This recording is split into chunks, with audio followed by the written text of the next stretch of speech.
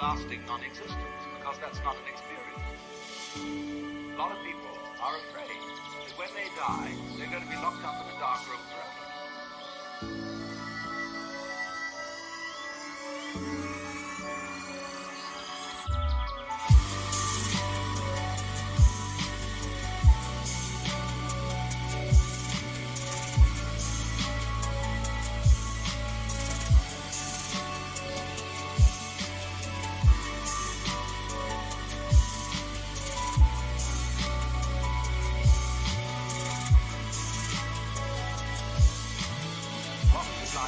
Wake up after having never gone to sleep.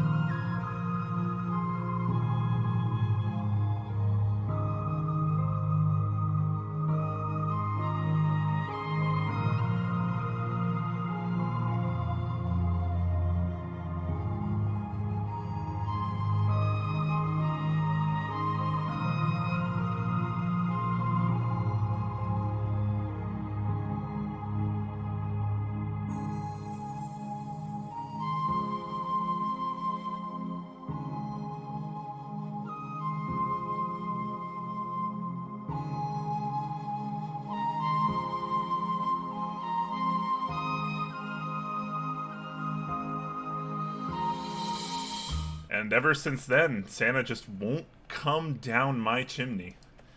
He cries whenever he looks at it, even. So can you blame him though? Can you blame him? No, for that? no. But because of this, it was a rather sad Christmas for me, unfortunately. I can imagine. I imagine it's sadder for him than for you, though. I mean, geez. Well, yeah, I saw the tears just streaming down his face. Wow. But hopefully next year will be better, right? So, you know. Yeah, you need to find a way to make that up to him. Yeah. Yeah. I gotta properly apologize for what I may have done to Santa. All right, how's it going, guys? Everyone in chat, glad to see a lot of your shining, beautiful faces around here. Yeah, I think I saw a couple of people renewing their subscriptions as well. Yes, I believe there were a few of those. Let me scroll back and look. Xanderman1014 subscribing with Twitch Prime. Thank you very much. Nice. Good on you for putting that Twitch Prime to use on us here. Very, very cool. Thank you, man. And yep. Switch Keys AU subbing at tier 1 for 3 months in a row. So thank you so much. Appreciate that. Thank you, Steph. Appreciate that. Thank you, man. Heck yeah. And J Chef just subbing at tier 1 for 14 months. Very nice. That's a long time. That's a huge amount of time. Big thumbs up there. Hey, you guys. Yeah. How's everyone? This is our pre-show as usual, guys. So we're just kind of making sure everything's going all right. If you guys can hear us well and equally, big thumbs up there. If something's wrong with the audio, please let us know so we can handle it before we officially start the show. Yeah, testing, guys, testing. Let me know if Brian's kept me too low or too loud. Wouldn't surprise me either. On my screen, we should be equal. We are at the same decibel level on my screen, so hopefully that's good enough. Jay is louder than Brian. Right. But it's good. Good. As long as it's all right, that's fine. Okay. Everyone's saying all good. Maybe I'll turn myself up just barely. Just barely. Just barely. Okay, so I turned myself up just a little bit. So hopefully, we can even that out a little bit. Okay. Cool. Hello to all of you. A lot of people saying hello in chat. Lots of people in chat. Yeah. Luke Helios got first, I think, today. He was very early. He was really early. The stream started. Yeah. Yeah, I had OBS. It's always a surprise to me because I'll have OBS open and I'll be getting the scenes ready and I'll be working on the news doc or whatever, and then the preview in OBS will have like the chat pop up for the Twitch chat, and I'm like, who's talking an hour before the show? Why is this ever happening? It's always kind of funny. Jay, turn your snow off. What are you doing? Someone just told me to turn it on, so I turned it on. It's no longer Christmas, although this is still we still have some minor Christmas themed topics in this episode, but it's no longer Christmas. It isn't. Christmas is done. It's over with for another year. We've got New Year coming though. That's going to be exciting. We do. And then it's into 2020. 2020. Top Clack 2020. It's going to be. Oh yeah. It's going to be good. It's going to be good. Now that I can start doing stuff again, I'm like really excited to get back into it. Absolutely. Yes. We need to start doing more stuff. Yes. More stuff more regularly. That's what I was trying. But more stuff more regularly, more giveaways. More stuff, more often, more giveaways. There we go. Exactly. Will 2020 be the year of the 24-hour stream? Yes, 100%. Definitely. God. That has to be like... We've been teasing that for so long. It's like a group buy gone wrong. It is, yeah. But every other group buy is finished apart from that South Pole one, since we started talking about it, I think. Nebulant with 100 bits, thank you very much for that, with the cute doggo bits as well, wow. Kogo very nice. 100. Is that for the Queen, Kogo 100? Yeah, shout out to Neb, who's hopefully also enjoying a Blackberry Spindrift like I am. Nice. Non-alcoholic, guys, don't worry. I'm on the Iron Brew today. Iron Brew. Oh, yeah, I did not care for that stuff. Yeah, it's a British delicacy. I love stuff. A delicacy, even. Wow. Okay. Fair enough. So it's a 24-hour stream that has been teased for a year now. I know. It actually hasn't been a year. I think we started talking about it in April or May. No, we started talking about it in March, and the reason I know that is because it was So we talked about it the last stream before I was on holiday, and then I had to take weeks off. My mum passed and everything else, so we started talking about it then. And the first thing I got asked about when I came back was when's the 24-hour stream now. So, and then we've just never had a chance to arrange it for the rest of the year. So, yeah. It's sad because we were going to be the first people that did it, and then other people got to it before us. But the one redeeming quality about ours is it's going to be very, very different from what other people have done so far. There's going to be a lot more things going on. Definitely. Lots and lots of different things. We've got some cool ideas. We just now need to put them into practice and get it going for you guys. So, yeah. Soon.com. Or soon.tm or whatever the meme is, yeah. Soon.gov.uk. .gov.uk, okay. Shirtless? No, probably not. Twitch doesn't like man nipples. That's a bannable offense, unfortunately. Pantless, maybe. Yeah, not you don't want to see our tits, anyways. Trust me, it's not that exciting. We're speak for yourself, Brian. No, Jay. I will speak for both of us here. I feel there are better men to look at than us. Sorry, guys. That's the truth. That is absolutely the truth. I think even my wife would agree with that. There are a lot better looking men than Jay and myself. Absolutely, yeah. Danny DeVito thick. I don't think either of us are that thick. No, he's pretty thick. I've been losing a lot of weight too. I'm down 35 pounds in the last, I don't know, 2 months or so. That's really good going, man. I'm really impressed. That's hugely impressive. I got about 25 more to go before my first major milestone. I wish I could lose 35 pounds just like that. The trick is just be incredibly stressed, incredibly sick, and confined to one area, like your bed, for example. Then you just wind up eating nothing, and the weight just kind of sheds itself. It's amazing. But I'm using it as an excuse, because now I'm like, hey, I've lost some weight. I'm going to lose some more. Fair enough. I need to find something to stress me out then. That's what I need to do.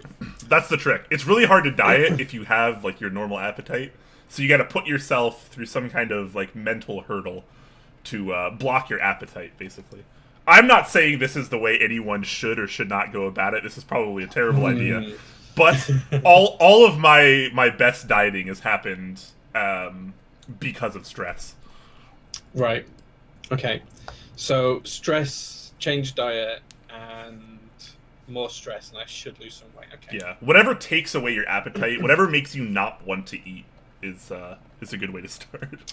Yeah. See, I feel like stress makes me eat more. I think a lot of people are like that. Yeah. I do tend to eat more. Yeah, stress eating, like comfort food. Yeah, I have a few friends that are like that as well. For me, it's totally the opposite. When I get stressed, I can't even food sounds disgusting. It makes me want to vomit.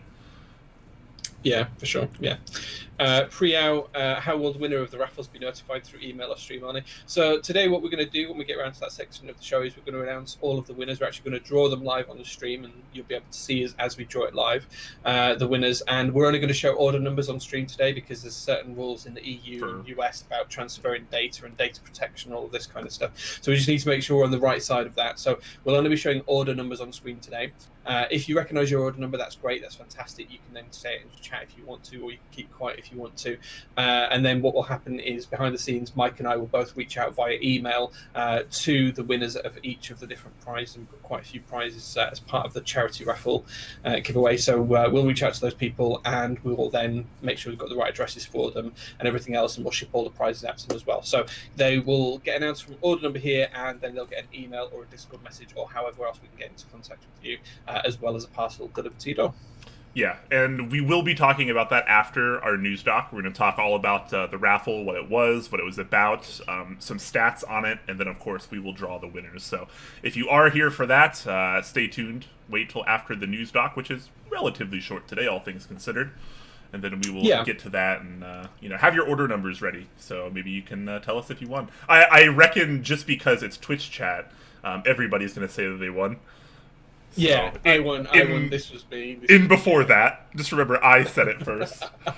The thing is, I can validate none of them apart from the few people that have pinged me already their numbers. But I can validate none of them because Mike hasn't shared that with me. He'll only share the winners' details with me. So just make sure we're on the right side from a legal perspective. So you can shout out that you've won, guys, and we will try and believe you. But we'll see how that goes. It's not going to change the fact if you're lying to us. So if you have the right order number, you will know if you won, and that's what matters. And also, it's going to be taken care of. If you're drawn and you win, then you're going to get your stuff, because it's going to be handled in the back end by Novel Keys and Jay. So easy peasy. It's going to be a good time.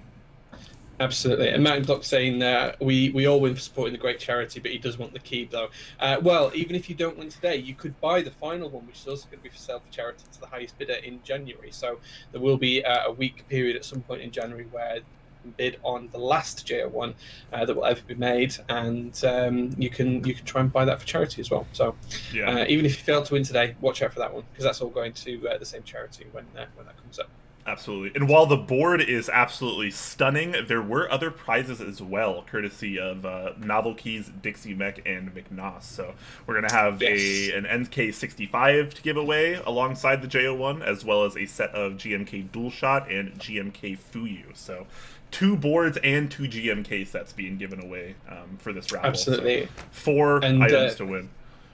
And suffice it to say as well, there's a lot of other goodies that have been added to the box by a few people for the JO1 as well. So there's a couple of artisans that have been chucked in there by different people, and there's some additional the UHM WPE stems, and there's a few other bits and pieces as well. There'll be some switches in there and all sorts of other stuff. So lots of goodies to be won today.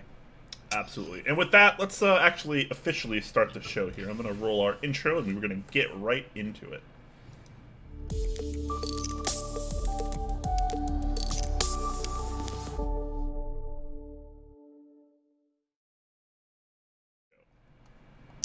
Good afternoon, good evening, good morning. Welcome to this week's episode of Top Clack. Wherever you are, folks, I hope you had a great Christmas, a fantastic time with your family. If you celebrate Christmas, great. If you don't, whatever you're doing, I hope you really, really enjoyed your time. We're back with what is the final show of 2019. Next week's show will be 2020. It'll be the first episode of 2020. So we're rounding out the year this time with a bit of a standard news doc. We're going to do some Secret Santa stuff, and then we've got all the giveaway stuff that we're going to do at the end of the stream as well. So lots and lots going on for you to get today, guys. So I hope you're ready for it. Brian, how was your Christmas? How was everything over your festive period? It was pretty good. It was just the standard kind of array of what I do, well, pretty much every year. Went over to my sister's, bunch of family, getting together, eating a lot of delicious food, being thankful, you know the drill. It's always a good time. Absolutely.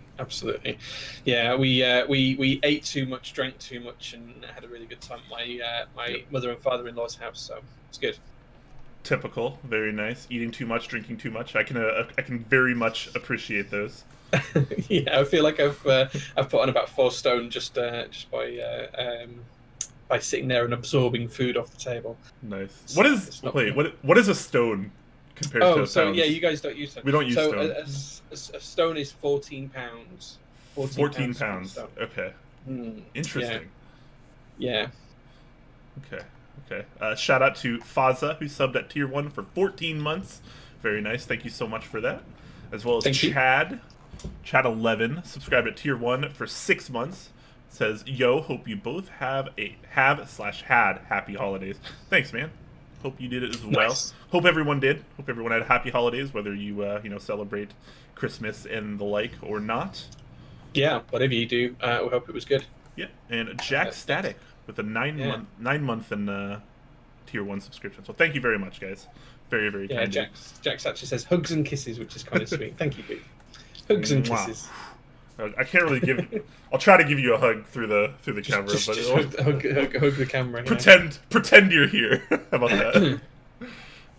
Fantastic. All right, so we're going to start out with a brief mail call, as is tradition. We're going to roll into some announcements, and then we're going to do a quick news doc. It's going to be relatively short today, and then, like I mentioned just a few moments ago, we're going to wrap up with a Q&A like we always do. But between there, after the news doc, we're going to talk about the JO1 charity raffle and all the delicious stats from that and the prizes that you can win, and then we're going to draw the giveaway winners live. So have your order numbers ready if you actually care, or don't. You live your life.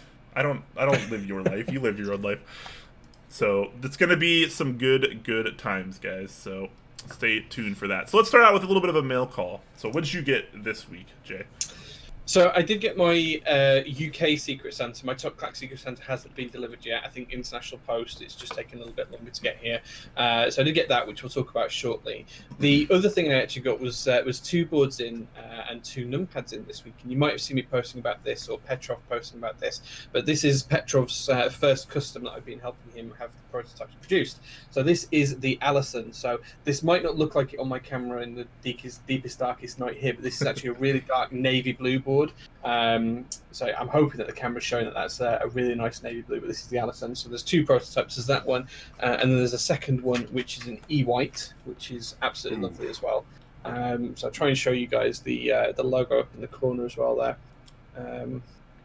It's looking really good. And those, of course, have matching numpads as well. So these are little matching numpads as well. So it's really dark in the office, just under the lights. We'll try to show that off. Try to show the blue colour off here. And then base as well. That base is so nice. How nice is this? This So smooth good. edge all the way around So there. good. It's so lovely. Yeah. Really, really nice. So yeah, really excited to get those in. Just waiting on PCBs now, and I'll be able to get them fully test fitted and shipped out to Petrol. But everything's looking really, really good. Nice. Yeah. So I remember. He was. I remember him. He was sharing pictures with me of that board when he's having the renders done. And man, that's a nice looking board. And I'm not going to spoil the theme behind it, but the theme behind it's pretty funny as well. It is. Well, you actually told me I had to mention this, so okay. Are we supposed to mention it? Okay. Yeah. So this board is the Allison, and if for those of you who don't know, Mr. Petrol's wife is called Allison as well. And this logo up here in this corner is actually a stylized representation of Allison doing a yoga pose because she teaches yoga, and the position that she was doing, she was kind of like doing a backwards handstand type thing. And One Creative Mind, who I think is in chat, so hey, One Creative Mind, if you're there, he turned that into a stylized icon, which is where the top blocker logo comes from. So yeah. But the board turned out really good. I mean, I'm a sucker for left macro columns. For anyone who's seen any of my designs, I'm a sucker for these left-hand side macro columns. The boards come out really well. Everything's machined perfectly. The tolerances are all great. So it's been really nice to help Petrov on his journey producing these. And a little bit of a shameless self-plug here, but this is one of the things that I want to do with my shop prototype, is help people turn designs that they have, or help them get a board design all the way through that production cycle end to end, so they end up with a prototype that they can be proud of on their desk. And this is the first one trialing the process, and it's gone pretty well so far. So just waiting on PCBs, and then they'll be shipped out to Petrov early in the new year. And then he's ordered, I think, 10 of these in total, so there's another 8 to come once we've signed off on these 2 prototypes. So yeah, really nice to get these in, and really nice to have a play around with them. Nice. All right, so I got a couple things in. One thing I got in is the Clack Cat hoodie from TKC, so apparently those are shipping. I got that in the other day, and I love it. I unfortunately forgot it at work. I wore it to work, and then I forgot to bring it home, and my work was closed Christmas Eve and Christmas, so I couldn't go back and get it, which is really unfortunate. But I did get that in, and I'll show it next stream probably. I'll wear it.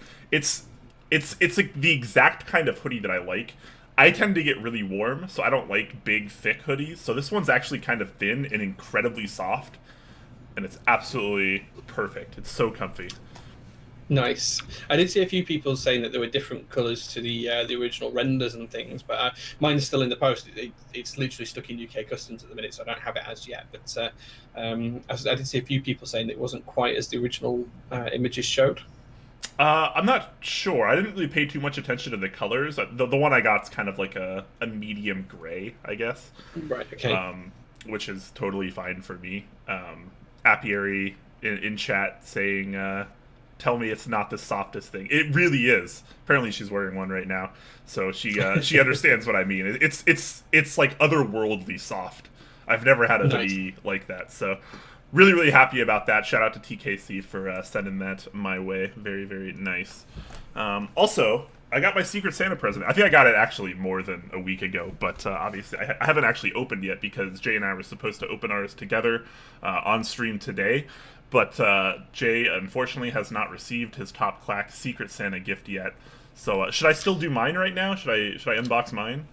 Yeah, well, I'm going to do the one I got from MK UK, so the Mechanical Keyboard UK Club. I got one from that, so I'll open that one instead because I haven't opened it as yet. Okay. I just literally opened the envelope and the parts inside still need unwrapping. So I can do that, and you can do yours from Top Clack, and then whenever mine turns up from the Top Clack Secret Santa, I'll do that at some point in the future. Hopefully, it'll be here by the January stream, the 1st of January stream. Okay, I'm gonna open mine then because I opened the main box of mine, but inside there were 2 smaller boxes that I still have to open, and then there was a what appears to be a letter with it. So, and I did kind of look through the rest of the box, and I do believe that's it. So I'm gonna open up the letter. I'm not gonna say who this is from unless they actually want to say in chat that it was from them, because you know it's always best to respect people's privacy, I feel. For sure. So it looks like we got a couple letters here, and I'm looking at letters. So we got a couple letters here. It looks like one of them's handwritten and the other one is typed. I do believe it's the same thing though. Okay, so yeah. So he wrote one and then he typed one up just in case I couldn't read his handwriting, which is kind of accurate because let me make sure I don't get. That's very thoughtful, though. Let me make sure I don't get the name in here. Yeah, the handwriting's actually it looks really nice, but I've always had a lot of trouble reading cursive, I guess. So. Okay, sure. So yeah, there's that, but I'll read.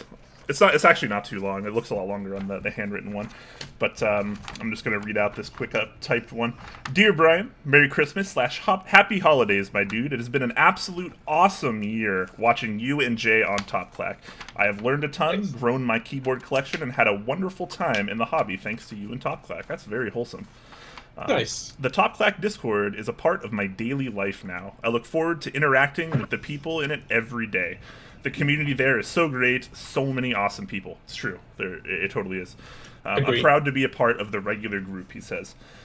But above all that, you have inspired me to be a wholesome / giving member of the keyboard community. Big thumbs up there. The message that you and Jay send is really, truly inspiring. You have motivated me to give as much as I can and help out others whenever I can. Big thumbs up to that. Love hearing that. That is why I was so stoked when I pulled you for Secret Santa. These gifts were a no-brainer for me. I knew right away what you would be receiving. Ooh, interesting. Thank you for all the efforts, for being a genuinely awesome person. I hope you enjoy the gifts. Sincerely, the user in question. So Nice. That's a lovely letter. That's really sweet. I know. Isn't that wholesome? That is so freaking wholesome. I love that. I love hearing that kind of stuff. So I have 2 boxes here. They are taped, so I'm gonna bust out my knife real quick. I don't know which one I should open first. I don't know if it really matters, so I'm just gonna open this one first, which is closest to me. Peel off the tape here. So they're in these kind of adorable little festive boxes. So I'm gonna open that. There's some packaging. Oh, that's here. cute. That's really cute. Oh man. Okay. This is okay. I see what's going on here. This is pretty awesome. So this is a set of GMK Honeywell, which is an amazing gift. However, it's actually more amazing here. Let me tell you why. Because this person is actually the person that bought my set of GMK Honeywell that I was forced to sell because I couldn't make rent 2 months ago. So I had to sell quite a few things in my keyboard collection, and he did mention if I ever wanted to buy it back from him, I could. which I was absolutely 100% planning on, because those of you who might know, GMK Honeywell is actually a top 3 GMK set for me. I think it's absolutely stunning, and it really is one of the best sets in existence. And the fact that he was able to give this back to me is really, really freaking awesome, and I absolutely love this and cannot appreciate this enough. That is super wholesome. That it's actually really funny that he got me the Secret Santa for this. That couldn't have been a more perfect present, honestly. That is really, really nice to see, because I agree with you on it being one of the nicest sets. It's really, really nice. So that is, I mean, I use it on my daily driver, so yeah. Yeah, it probably is my overall favorite GMK key set, to be totally honest with you. So that is freaking awesome. I love that. So there's still another box here. I don't know what this could be. Where'd my knife go? All right, so we got another box here. This one's a little bit more floral. Cut this one open. This one feels a lot lighter. Oh, okay, nice. This was actually one of the items on my my list for. Let me pop this open real quick. So this is the Nolive plushie from Novel Keys, which was on nice. It was on my wish list for the Secret Santa. So this is pretty awesome to see one of these person. So nice. Awesome little toy, and then there's a little like pimento plushie that goes inside the olive. So that's that's too cool. I love that. They're really cool. I love that. Oh, it looks like there's a keychain in here as well. Oh, nice. Okay, so it's a little what were these called? The little red pandas. Or red trash pandas, panda. yep. The little keychain for that. Very, very adorable. Love that. So thank you. That's really cool. Yeah, thank you so much. Shout out to that user there. I don't know if he said anything in chat, but I'll still keep him anonymous for now. But that is an incredible set of gifts. That's a solid Secret Santa. That's got to be the best Secret Santa I've ever been a part of. Absolutely. Wow. So you've done very, very well for yourself there, Brian. A really thoughtful, really sweet letter. That's really, really, really nice. Yeah, whoever that was, they've done really, really well. So thank you very much for whoever that was. That's really nice. If I had more than 2 thumbs to give you, I would give you more than 2 thumbs up. But thank you so much, man. Should we give a four thumbs up? Yes. In fact, I want everyone in chat to hold their thumbs up right now. I know we can't see that, but just do it in spirit, and that'll make me pretty happy. So yeah, thank you so much for that. I really appreciate it, man. That is the best gift I could have received this year, honestly. That's really, really nice. Yeah, that's genuinely lovely, because I know how much that set means to you, and I know how hard it is when sometimes you have to do things that you don't want to do to pay bills and things like that. So yeah, that actually might be the longest piece of keyboard accessory or any keyboard thing that I've owned. I've had that for the longest time. I feel like that was part of the round 1 group buy, if I recall, and I've had it ever since. So it's big thumbs up to get that back. That's freaking amazing.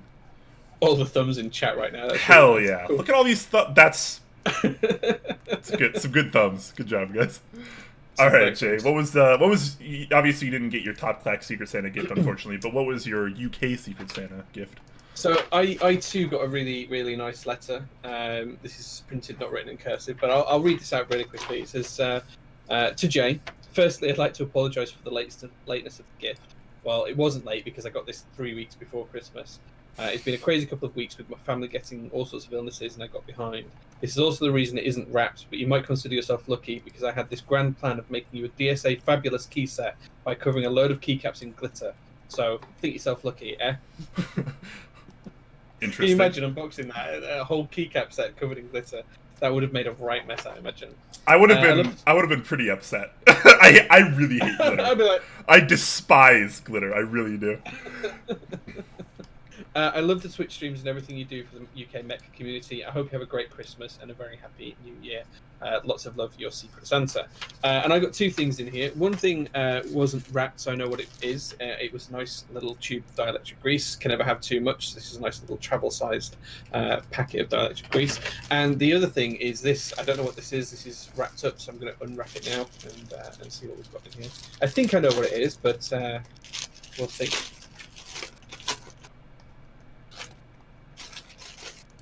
Okay, so this is some really, really nice, high-quality lubing brushes. So that's going to Ah. save me some time and effort trying to find some of those. So all sorts of different sizes from 0 to 00, loads of different lengths and tip sizes.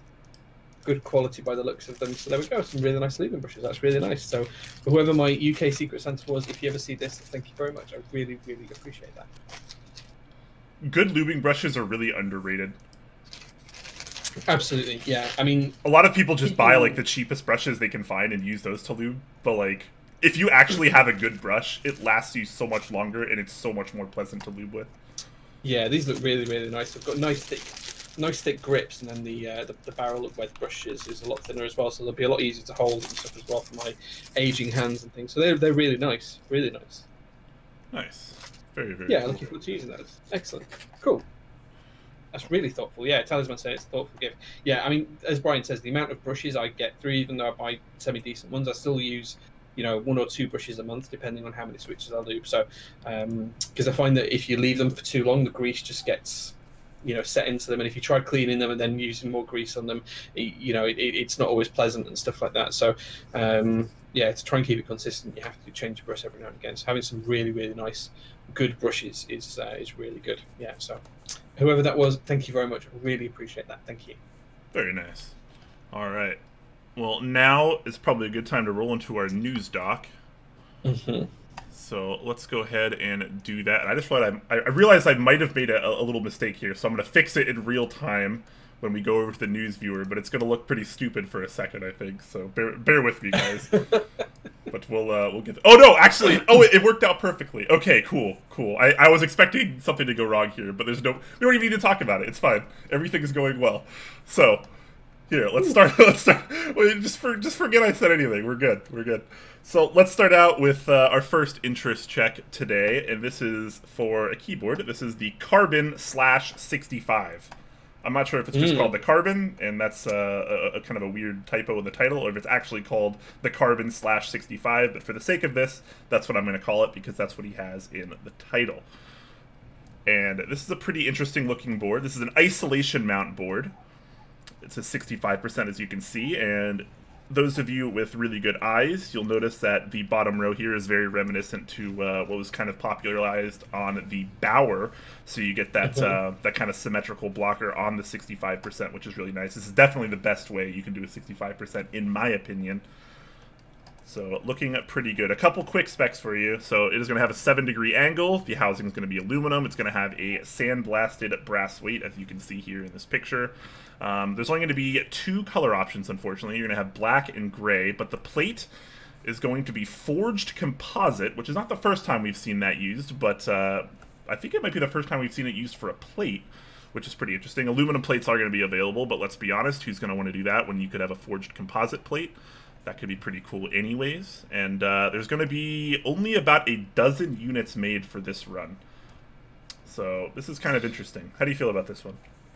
Yeah, so I think in terms of the board itself, it looks okay. I mean, I'm a little bit sad that there's no side profile shots and no full base shots, because there's kind of like zoomed in elements. There's no real kind of overarching view of the board, and there's only one shot that really shows any details of the side. So I'd be interested to see what that looks like. I do feel like that's missing. It does look like it's a seamless design, and probably quite similar to how the Kepler kind of mounts around the base. I think it's going to have a very similar kind of design to that when you look at it from the side on. In terms of the isolation mount, it's very similar to the way that Dix implemented it, or things like the Keycap boards implement it with tabs and then boron strips underneath. So it's nice to see those as well with custom cut gaskets. The weight design is quite simple. I'm not sure if I'm a fan of the honey hexagons. The kind of like it looks like honeycomb kind of thing. I'm not quite sure if I'm a fan of that and whether that fits the theme, but I guess going for the GMK Carbon kind of thing. I think they're going. Yeah, it's more of like the elemental kind of thing. It's all kind of thing. Yeah.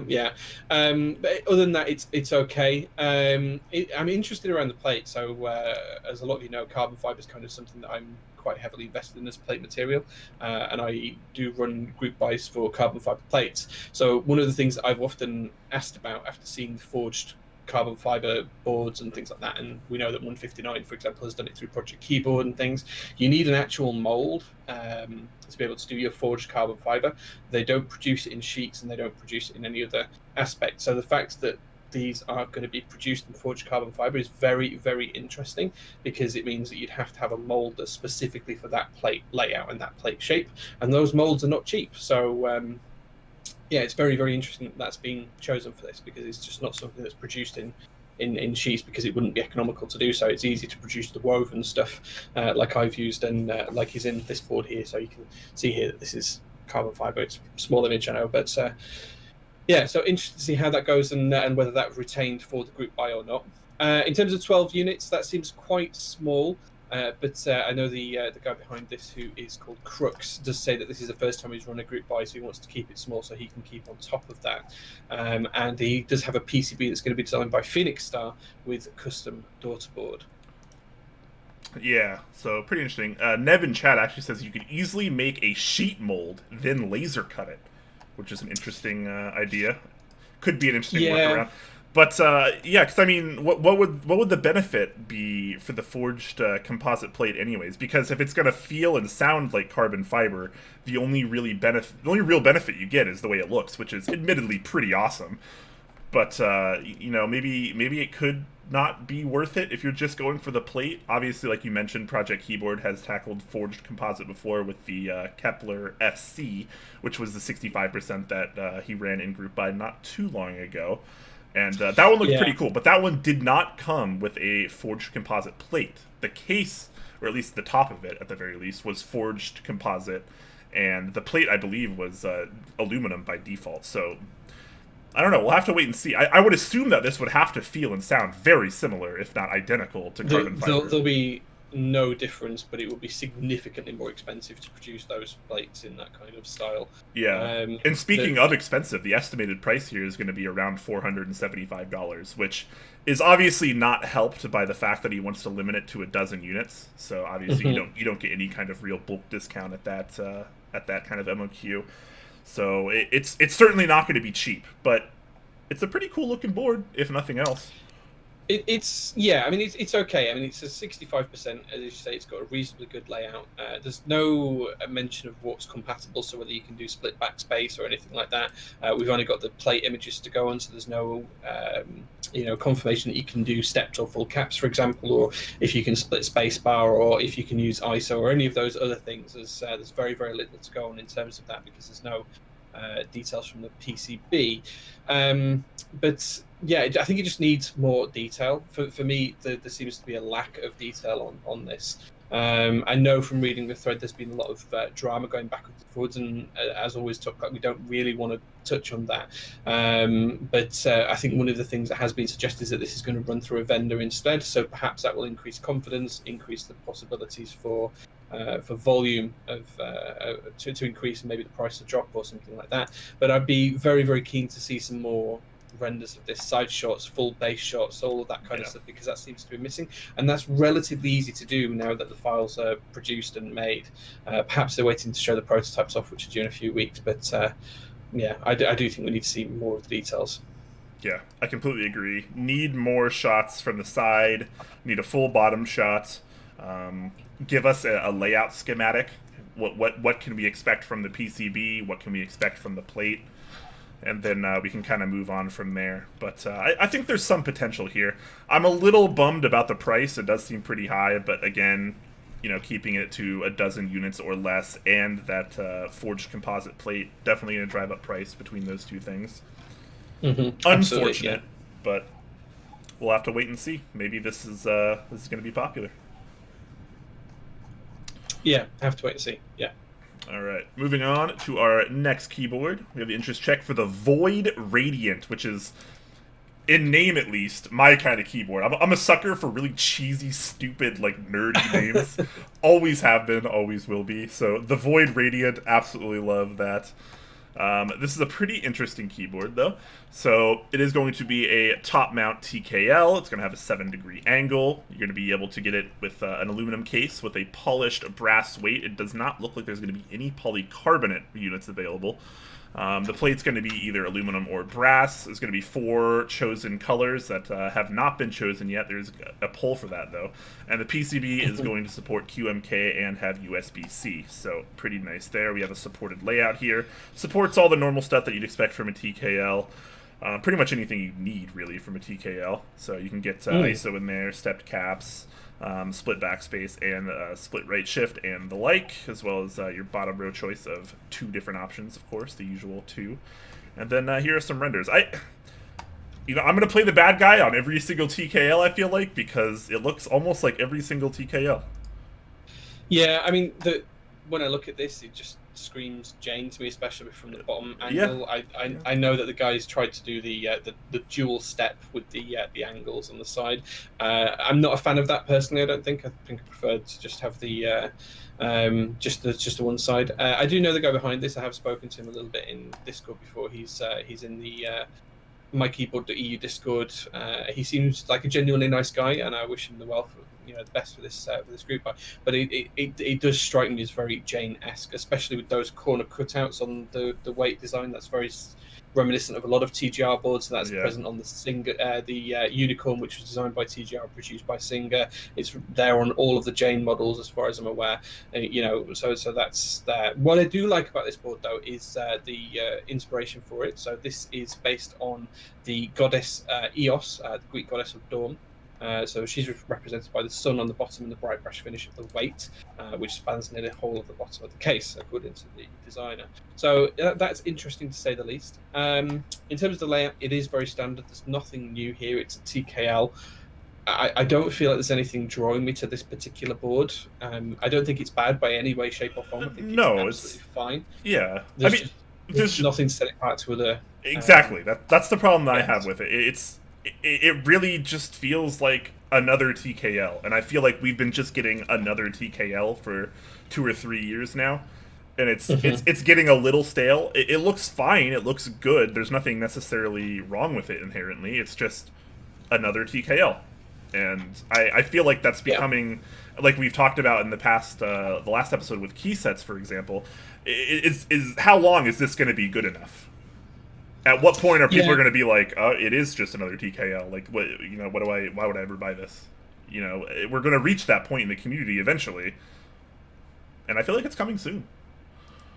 It is. I mean, I just don't see what's there to push me to this one. Maybe perhaps availability would push me to this over other ones because this might be more available. Maybe the colours that are offered, depending on what's there. Maybe we get an amazing price. Probably not, because TKLs are almost always north of $400 when they're custom, but maybe we could get lucky. I don't know. But as it stands right now, I feel like there's not a whole lot of real reason to buy this over any other TKL, aside from availability when it does launch.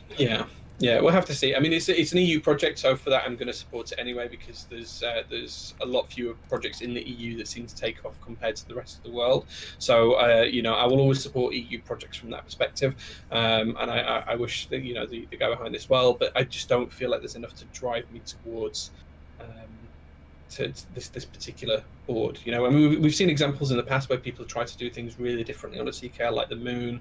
The Time TKL was very different with the whole clock piece on the underside, the clockwork design and things like that. And they've either been hits or misses. That's fine, I get that, but this just feels very generic and doesn't seem to have enough to set itself apart from the rest of the crowd, for me personally. And if you feel differently, that's completely okay. You guys are all allowed your own opinions on this, and you don't have to agree with Brian or I. It's just the way I feel about this particular board.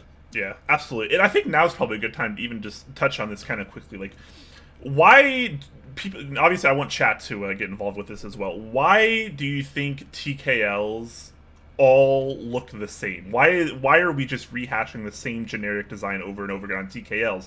But on other boards, other sizes like 60%, 65%, etc., we actually see a lot more variety in terms of overall looks. It feels like there's a lot more character in those boards, but all TKLs kind of just feel the same.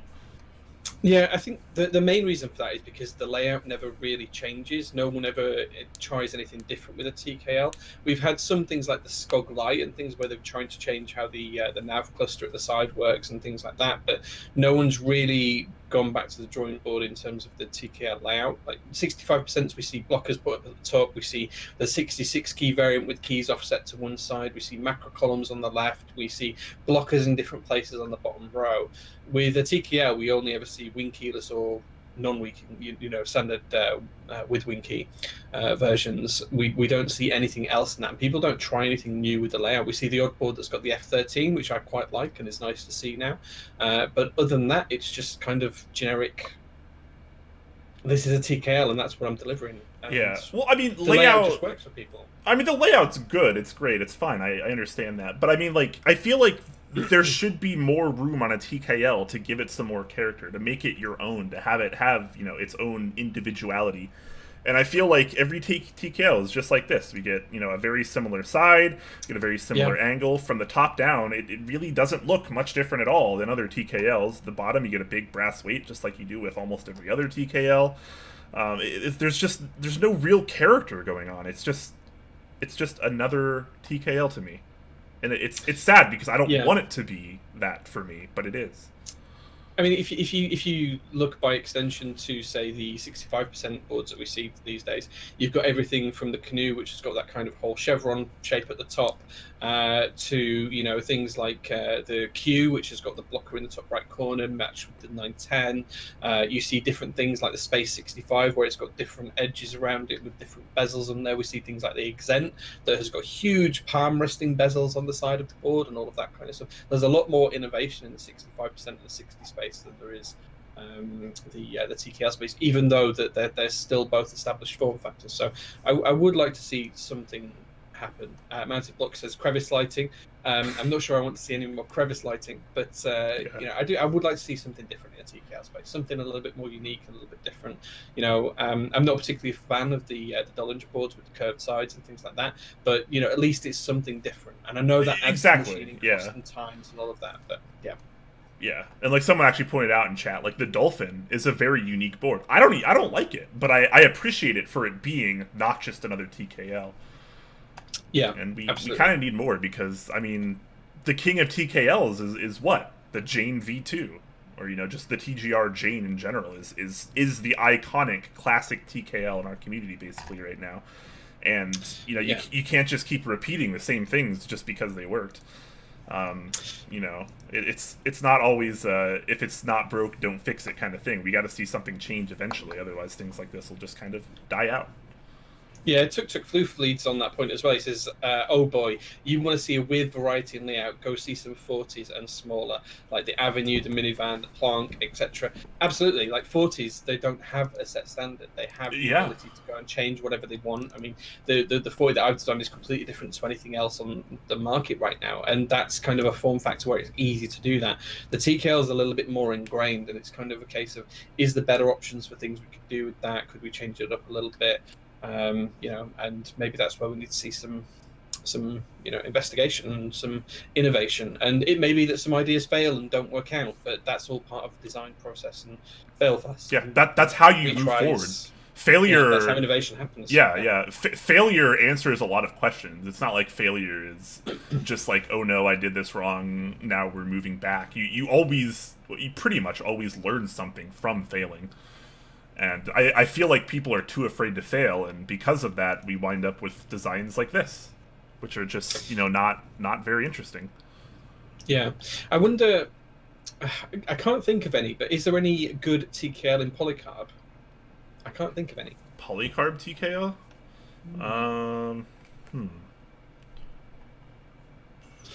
I think Salamander had a polycarbonate version. I didn't really care for the Salamander, personally, but yeah, I know the Salamander did have one. Someone in chat will let us know, like usual. A shout out to, let me scroll back and find this, Teal Technic, who subbed at Tier 1 for 2 months. Big thumbs up there. Thank you. Thank you very much. Thank you. And a few people commenting on the TKL. Slippery Pete says it's an overused layout. Yeah. I wouldn't say it's overused. It's not necessarily overused, but like you guys have been mentioning, it's hard to change the layout on something like this. But like even on a 60%, which does generally use the same layouts, there's only a few options that people really use on a true 60%. You get so much more character in the boards. The sides, the backs, the bottoms. Like it feels like there's a lot more going on there, whereas every TKL does kind of just look the same. For sure, yeah, I agree. I think if things were overused, then they wouldn't sell. So the fact that most TKLs that run now, even if they are generic, do sell, suggests that there is the market still there for those customers, and that's fine. Perhaps we're just a little bit jaded because we've been in the hobby a bit longer and we've got a couple of TKLs of our own. I think my favourite TKL of the minute is probably the GMK because it had that whole vintage retro vibe with the integrated cable, the thick forehead, and all of that kind of stuff. It's actually on the wall behind me here. There on the wall.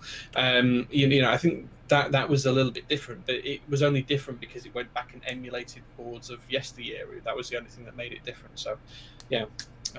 Perhaps I need to do one with a pen rail. Maybe that's what I need to do. TKL with a pen rail. Yeah. I don't know. I'm ready for some new TKLs. I'm just gonna leave it at that. JTKL. Maybe. I'm trying to go through all these highlighted messages now. I'm still getting used to the Twitch's new point system. George over here just trying to waste his points apparently.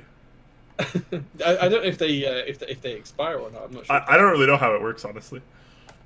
Tuk Floof again says cement das concrete baby. Okay.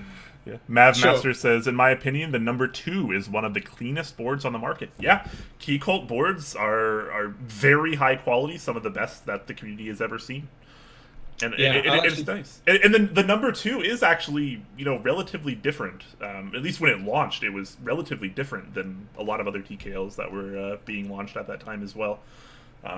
It does have a lot of good things going for it. Absolutely. Yeah, I mean, I'll be building a number 2 for my first build stream of 2020, which I'm really excited about as well. So that's for Mike of Novel Keys sent me his brass one. It's absolutely stunning. I unboxed it on stream last week, and I think I'm a little bit in love with it. And now I know I can make one ISO. I think I'm going to end up buying one. So, oh, wow. Okay. Cool. Yeah, if you could score one for not $3,000 or whatever people are paying for them right now. We'll see. Yeah. We'll see. George also says it's only when it right. It's true. The Norba Force Mark II had a polycard version. I forgot about that. Yeah. Yes, that's obviously a little bit different from a custom TKL like this in the MX format because the Norba Force obviously pertains to the Real Force TKL keyboards, which are Topra. So a little bit different there. E8.5 had a PC version. Okay. Yeah, I think he did actually. Yeah, I remember that. C3 equals. Yeah, the one of the equals boards had one.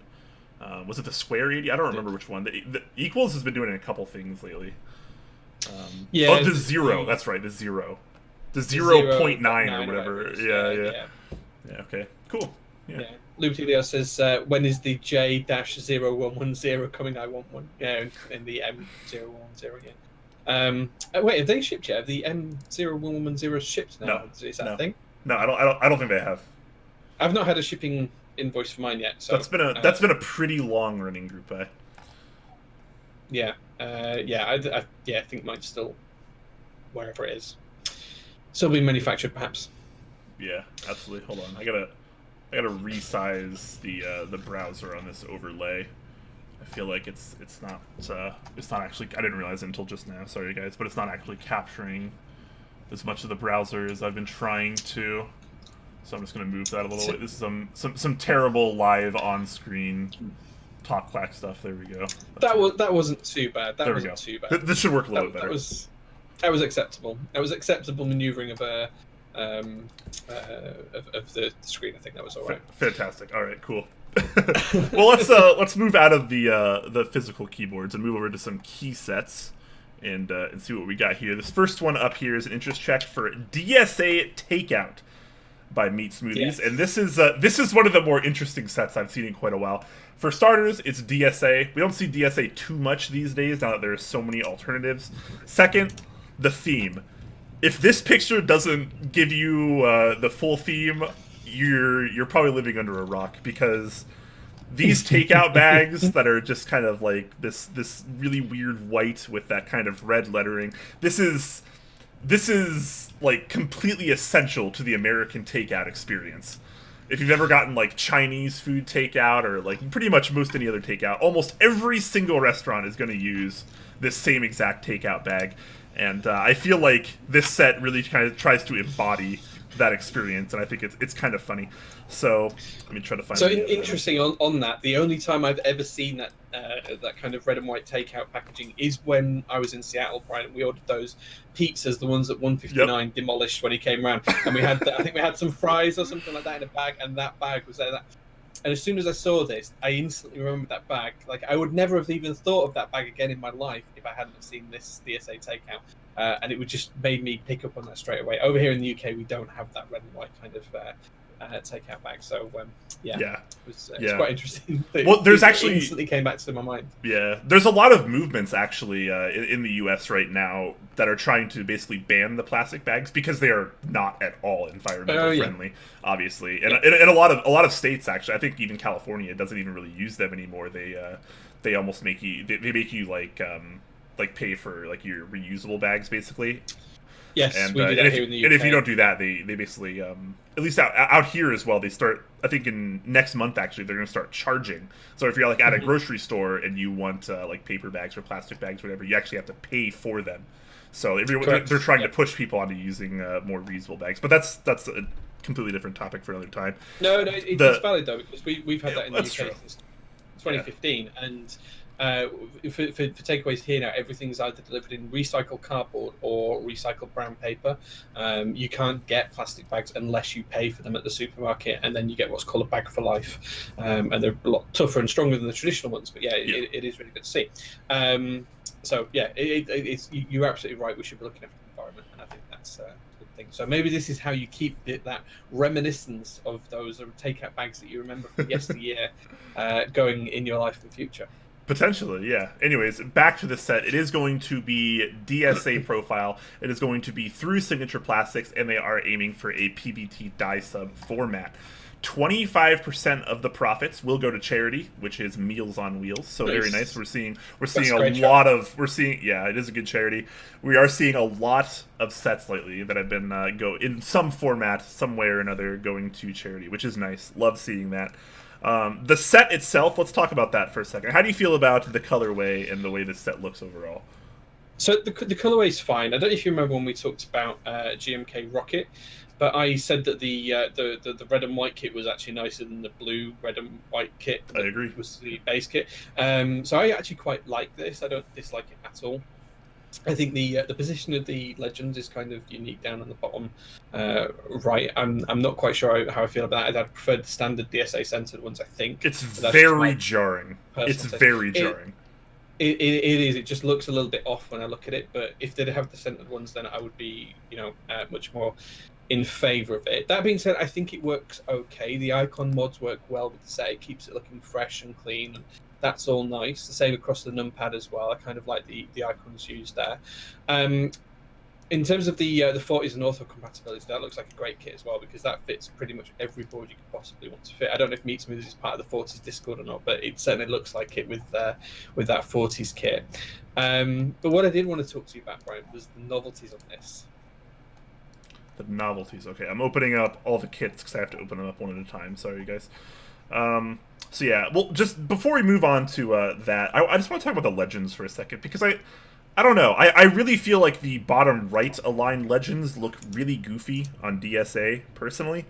Particularly in the mods, I feel like the left side, in particular, like the shift, not having that icon on the left side, same with the caps lock and the tab, I think it just looks... It looks really off. It looks really non-symmetrical, and it kind of bothers me a little bit, if I'm being honest. Do you know what's interesting? It actually works on the right-hand side mods better than it works on the left-hand side mods. I wonder if the right-hand side ones were right-aligned and the left-hand side ones were left-aligned, if that would look better. Yeah. I don't know. Has there ever been another DSA set with bottom right-aligned alphas?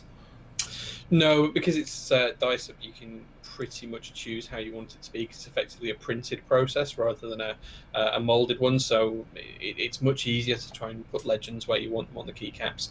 I do feel like it's a little bit, as you said before, you said jarring, and that's a really good way of describing it. It does feel like it's a little bit off to me. I love the colorway. I think the colors really work. I like the theme behind it. I do feel like the standard DSA large centered legends or the top right hand legends just do work better because that's what we're used to seeing. And I know this goes against everything we just said with the whole TKL stuff about trying new things. Perhaps, you know, we're wrong and the community will like this, and this is a good way to do things going forwards. Just for me right now, it just feels a little bit jarring, a little bit off-putting when I look at it. Well, what does chat think? What do you guys think about this this set here? Particularly this picture that I'm showing on screen right now, this render. Do the legends kind of put you off a little bit, or is this totally up your alley? Is this amazing, or is this kind of a fail? Because, I mean, the colors, we like the colors. The colors are nice. It's simple. It's red and white. It looks good together. The theme, very obvious. I think because of the thank you novelty and the enter, and these on the left side macro column here, it really gets the point across. You can tell, if you've ever seen one of these takeout bags before, you can tell the theme is there, and that's great. Are the legends proper? Is this what we want, guys, or is this not so good? Talisman says it's perfect. Someone says legends are gorgeous. 10 Strong says it looks really, really bad. Okay, so definitely a little bit of conflict there. Boy 314 says I don't mind. Slippery Pete says everything new needs to be done for the first time. That's very, very true. Absolutely. Yep. Yeah. For the record, obviously, I'm not saying it's bad, but it is very jarring because it's different from how we've ever done key sets before. So just by default, when you look at it, it doesn't seem right. It doesn't seem like a normal key set, which could be really good. Yeah. I really do think that the one thing that would change my mind on this set is just making those left modifiers left aligned, and I know it means that you'll end up using specific keys and you wouldn't be able to interchange the left and right mods, but for example, like your control keys or whatever. But I think that would absolutely offset the look and feel of it a little bit better, but that's just me. Yeah, I would kind of love to see not only that happen, but maybe a render with top left aligned alphas. I don't know, the bottom right just doesn't really do it for me. Yeah. I think there's no right or wrong answer to this, though. Yeah, no right it's obviously all preference, but I don't know. It's just a little goofy to me like that. What other sets use that? That's like kind of like an Apple, right? Like an AEK thing. Do they do bottom? Yeah, so AEK did bottom left. We're just looking at bottom left. Okay. Bottom left, yeah. So they did bottom left. Meat Smoothie's the same. Apparently, Galaxy class, yeah. Galaxy class was bottom right aligned. I don't have Galaxy class to hand; it's in a drawer, but it might be. Okay, yeah, I don't actually know, but anyways, obviously, legend, issues aside, I won't call it an issue. I'm sorry, that's the wrong word, but it's a legend design choices aside, yeah. Let's take a look at the kits. Looks pretty good, pretty standard. You have an Alphas kit, a Mods kit, a numpad kit, very nice. The 40s and Orthos kit, which looks pretty robust. The 40s kit looks amazing, I have to be honest. I can't think of anything that you could put in there to make it better. It looks really good. That's a great 40s kit, absolutely. Novelties kit, I think this is pretty strong. This is a really strong Novelties kit. I feel like it really gets the point across. Yeah, and, I don't think it's a bad novelty on this. And ironically enough, they have the kind of recycling logo here too. Yeah, I think that's great. Absolutely love it. Yep. I like the smiley faces. I like the takeout cartons. Look at the ISO. Look at the ISO novelty. I was getting to that. Yeah, I was getting to that. I like that ISO novelty. It looks great. I like the ANSI one as well with the the chopsticks sticking out of the noodles that are all over as well. I think they look great. I think they do look really, really good. The chilies look fantastic as well. I think these are really, really styled nicely. They're definitely in keeping with the theme. It really, really fits the theme. And yeah, I would 100% buy this. I will absolutely use that ISO enter key because it looks great. What are these kind of middle novelties in the 1.25 and 1.5U sections? The ones between the peppers and the bag. They look like a rose, but I'm not quite sure what that's for. Maybe some of the bags have roses. I don't know if I've ever paid enough attention to that. Yeah, I think they're roses. They look like roses. I don't know. Perhaps I think Meat Smoothies, who's behind this, is in chat actually. So perhaps he can tell us live. Meat Smoothies, if you are there, if you are listening, what are those middle novelties? Rose bags, confined link. Okay, so it is just part of the bag, of course. Very cool. Yeah. Cool. So, Yeah. The longer I'm in this community, and I've had this conversation with a few people lately, the less I tend to care about key set colorways, and the more I tend to care about how they actually relate to me in terms of the theme. Obviously, I've talked about that at length on the show before, but I feel like this is another really good case of it, because I don't care that it's red and white. I don't care about the colorway, but I really get the theme here. Like, this is, I had one of these bags literally yesterday from eating. Literally yesterday. So, like, it's a very relevant part of my life, because I'm constantly going through these type of bags in my life. So the fact that it's, like, relating a lot to me, I feel like helps me enjoy this set a lot more. Just kind of how I like GMK DMG, for example. For sure, yeah. I mean, yeah, with so many colorways on the market now, I don't know. I tend not to care anymore. All colorways are kind of the same to me at this point. So it's like, what more can the set do for me, like, to invest me in? Is it going to be emotional? Is it going to be relevant in some way or another? So I like the theme here. I think they did a really good job. Kit breakdown looks pretty nice. Novelties look pretty good. 40s kit looks really nice. There's an Accents kit here. There's a UK ISO kit there, as well as a Spacebar kit and an Ergodox kit. So pretty much anything that you want, they got you covered. Lots of renders too. Good stuff. Yeah, absolutely. Just in terms of the renders as well, there's one for the alpha. Where do I get that case? Because that case for the alpha is amazing. I really like that whole curved bit, the AKB kind of positioning pen rail, and that case is right up my street. So if someone can point me out how to get that case, I'm all over. It's open source, I think. It's 3D printed. Oh, is it? Okay, yeah. Nice. Okay. I'm almost positive. Someone in chat will correct us, obviously, but. Yes, someone please DM me how I can print one of those, because I've got something to do. I need to do something with my 3D printer. So yeah. Yeah, this is a good one. That's definitely the best case for that PCB, I think. Yeah, I don't have one of the PCBs, but I need to get one now, and I need to build that board because that case is lovely. There you go. Slippery Pete said he's going to send you one. Legend! Thank you. What a gentleman! Absolutely, very nice. Thank you. Yeah, amazing. Cool. All right, cool. Well, we've been talking about this for a while, so let's go ahead and move on. But it is a nicely themed set. I think it's looking pretty well. The kit breakdown also looking pretty darn nice. So we'll have to wait and see. I imagine this will actually make it to Group Buy. So we'll check it out again. I'm most likely to pick that up, I think. Yeah. Yeah. Depending on price, I'd consider it as well. All right, let's move on to this interest check for MG WAHTSY. I actually have no idea how to pronounce this. Yeah, so I was debating it as well. WAHTSY. Yeah, I didn't really know. I really don't know. Any of you that are out there that might not be familiar with what MG profile is, it's basically SA profile, but the actual indentation in the keycap itself is more related to Topra High Pro. So you get very deep dishes that are really comfortable to type on, in theory. I really like Topra High Pro for that reason, but I don't really care much for SA. I've always wanted to have a Topra High Pro on MX, and this now gives me the chance. I'm hoping to pick up one of these sets. But anyway, back to this set in hand. WAHTSY stands for We Are Happy to Serve You. So this does have a nice bit of history behind it, and it's around Greek immigrants arriving in New York in the early part of last century, brought their coffee culture along with them, giving birth to the city's ubiquitous Greek diners and sidewalk pushcarts. In 1963, the Sherry Cup company set out to produce a to-go coffee cup that would appeal to the Greek vendors. And this is where they came up with the blue and white colours from the Greek flag with the message, "We are happy to serve you," printed in Greek-style letters. So I've seen these in films and TV shows countless times. I'm sure you all have before as well. If you've ever watched anywhere where they pick up a cup of coffee to go, it's currently something you see anytime New York's on screen. In terms of the actual set itself, it's double shot ABS, as you mentioned before, Brian, and it is in this kind of NG profile, which is basically, as you said, SA profile with a Topra feel on top.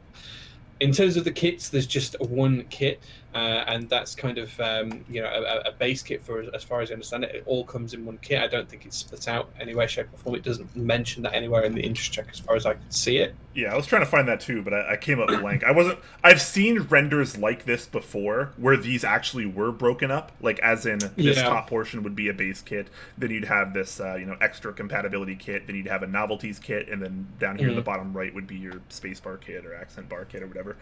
So I don't actually know if this is an all-encompassing kit or if these are broken out in any ways, but Maybe Yeah, we'll I get couldn't that find a information. reference to it. Yeah, But as you can see, it's got TKL full size. There's also different options for a 7U bottom row, step caps lock, HHKB, and 65% coverage, as well as a range of novelties and some accent spacebar too. yeah. There's no There's no there's ISO. ISO. No No, ISO there in isn't. sight. Not even an ISO enter anywhere in here. You get 0 ISO support.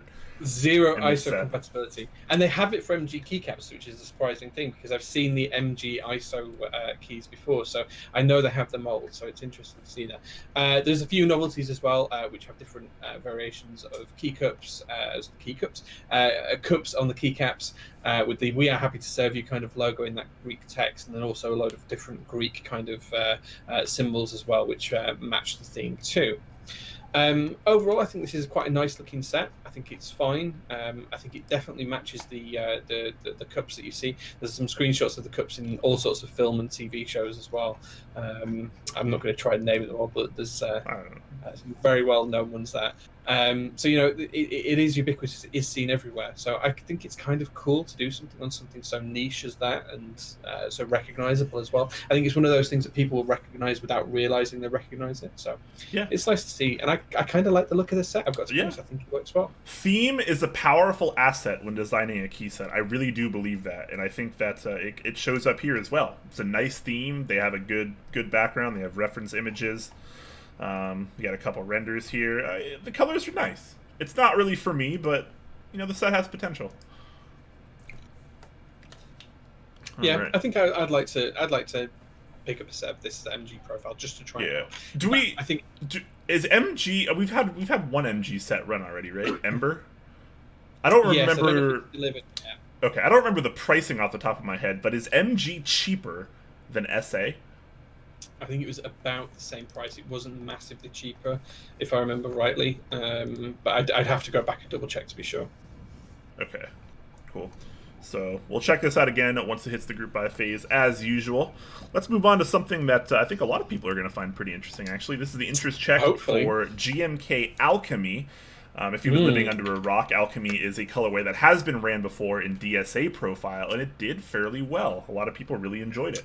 So Very well they did. Yeah, so now we're getting a GMK version of this, courtesy of Alchemist Keyboards, who does have permission from the original colorway designer, Chris Swires. So very, very cool. What do you think about this? Well, I'm going to be the one running this, so I'm really happy to see it. Yeah. It's something that's been talked about a while in the UK community. So Chris has kind of left the community over the past couple of months. He's kind of found his end game and he's moved on. And he's in a new hobby now, and he always planned to run Alchemy in different colorways, in different profiles.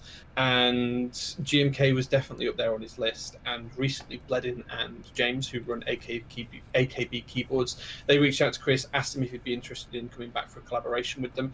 He wasn't really interested in coming back, and he just basically said, you know what, guys, I give you free reign, go and do what you want. If you want to run it in GMK, DCS, whatever, I want to see the colorway out there for more people. And yeah, he let them run with it. So they approached me, they came to me and asked if I'd be willing to work with them, and I said yes, and this is what was the result of it. So it's very much an interest check at the minute. No dates or anything planned in terms of when it'll run. No prices as yet. The kits aren't finalized at all, but it is Alchemy in GMK, basically. That's pretty much it. So yeah, absolutely. Like you mentioned, the kits are not finalized, but let's take a look at some of the kits they have up anyways. The base kit here, as you can see, being kind of backed and designed by UK people. You can see full UK ISO support in the base kit there. There you go, very nice. And US ISO and US ISO. Yes, for the one person that uses it, absolutely. And then you have some accents in there. You got a numpad. You have all the stuff you need for HHKB, Sangon. You have some pretty decent 65 and 75% support as well. So a pretty nice looking base kit, assuming they would stay with this one. Obviously, we don't know yet. There's an apprentice kit, which is going to be kind of your kind of cut down 40s kit here. It's going to give you a lot of split spacebar stuff there. The essence kit, which is your space bars and your Alice B. Then there is a high alchemy kit, which is I guess this would be the kind of novelties pack. It is going to be, yeah, and there is going to be some changes and tweaks. This is going to be Okay. more keys, so this is very much a first stab at getting something out of that. So in terms of the novelties kit, we've got the Alchemist Alch logo, text, which is from the original DSA, so that'd be identical. We've also got the Alchemist KB logo, which is based on historic Alchemist logos. It's a good logo. Well, so. Yeah, it's a great logo, and it works really well with this set, with it being Alchemist and Alchemy and KB and all that kind of stuff. It works really well. Text novelties, because I love them, so we've got two different ones here for the ANSI and ISO enter saying transmute, and there will be a range of other ones as well. So we're actually going to look at bringing back some of the coloured kits that were part of the original DSA set, and bringing some of those keys across as well with different elemental symbols for iron and steel and all of the other metals that alchemists tried to convert into gold. So yeah. Very cool. I love the transmute key. I'm always a fan of text-based novelties. I would like to see maybe something different on the ISO novelties, though. I feel like just the transmute. I mean, we've talked about it, at length recently. There's obviously a lot more real estate on an ISO enter key versus an ANSI enter key, and we've seen a lot of people starting to play around with all that real estate, and it's kind of nice. So maybe I would say watch this space. Oh yeah, so we're going to see some changes. All right. Yeah, there's going to be some more coming for the High Alchemy kit. Yeah. Okay. Yeah. Very cool. Very cool. So here's a few nice renders. Of course, this is on the JO2. Since so you're actually running this, you're going to be the UK proxy for this. Well, I'll be the main vendor for this. Yeah. Or the main EU vendor. Okay, interesting. Yeah, we'll need a US vendor and everything else, of course. That's still in talks at the minute. Suffice it to say that people have expressed interest in this set already, so there's a couple of conversations ongoing, but the vendors will be announced in due course, yes. Very nice. Very, very nice. Cool. It's a good looking set. It looked nice in DSA, and it looks pretty good here, too. Yeah, we'll have to see how it goes, and yeah, we're really excited to see how it runs.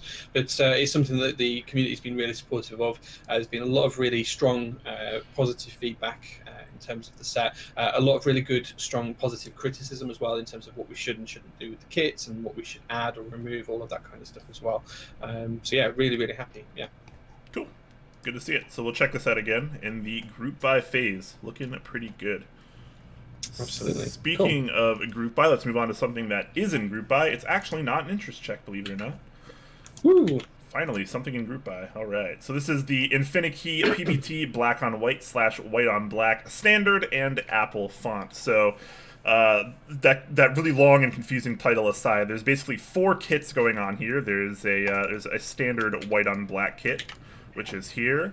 There's a standard black on white kit, which is here. There's a Apple white on black kit, which is obviously the kind of more bottom left aligned italicized legends there. So if you're more into that Apple-esque kind of thing, you can get that in both colorways as well. And I wish these pictures were a little bit bigger. I think you have to open them in a new tab to get them to be bigger. Give me a second. I'm gonna go to this work. That kind of works. I'll just go to the TKC website that has them a little bit bigger as well.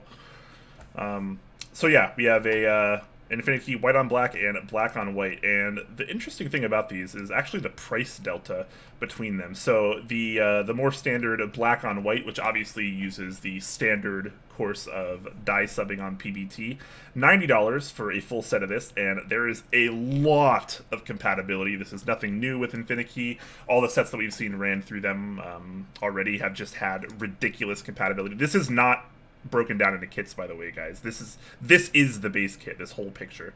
So you get all of those kits. You get a lot of compatibility for the price. So $90 there. I think that's pretty darn good. And that's true as well for the Apple black on white. So, but if we go to the white on black, which obviously, because it's a black cap with a white legend, that requires reverse dye sub. And I'm assuming that's why this is actually a little bit more expensive. So this is $120 for the base kit. So a full 33% more for the same exact amount of keys, just in a different colorway. So pretty interesting there. What do you think about the set overall, plus the price difference? I've got a couple of the Infinikey sets from the previous run, and to be honest, for the price, I thought they were pretty good. I think the I think previously when Jason ran these sets, because some of the reverse dice sets would have cost more, he kind of tried to keep the prices broadly even across all of the sets and use the more expensive sets to offset the cheap ones and vice versa. This time he's decided that it's probably easy to break them out and charge respectively depending on which kit you're buying. So I mean, if you look at the $120 ones, that's broadly what an average GMK set's going to cost you. But do you get this kind of compatibility in it? Absolutely not. This offers, pretty much what you would spend $200, $220 on in a GMK set to try and get all of the different kits to give you all of the different compatibility. Is the quality going to be the same? No, it's Diceb, but as we've seen before, it's actually pretty good Diceb.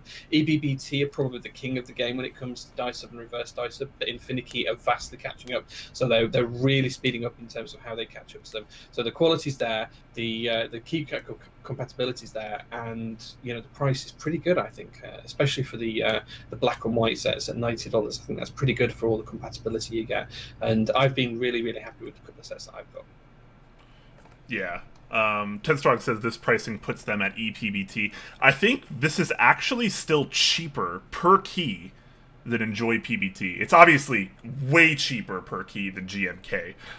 But I think even at the $120 price point, it's a little bit better than Enjoy PBT in terms of value price per key, which obviously isn't everything. Like you mentioned, Enjoy PBT, kind of the kings of the PBT Diceb in our community.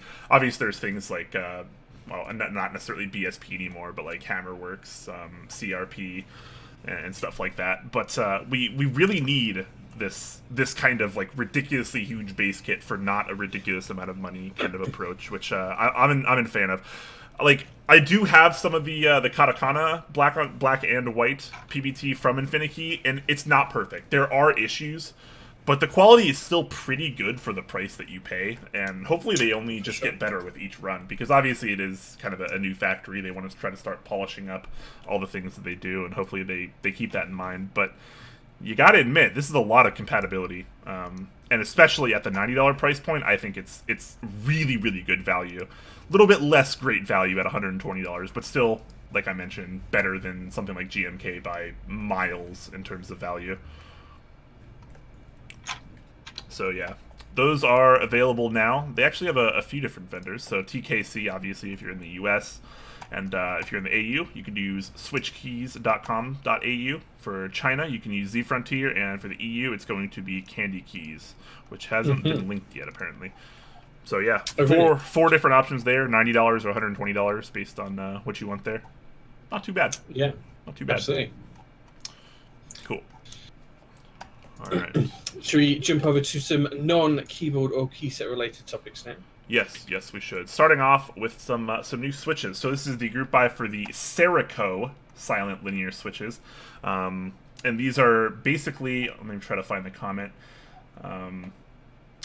This is a linear switch, which is silent. It is PCB mount. It uses a 67-gram spring, and it's made by JWK, who I think made all the Durox switches, right? Am I correct in that? Correct. Is that how that works? Yeah, okay. correct. Yeah, so JWK is actually the manufacturer of the Durox switches and such. So we've seen quite a few of those already.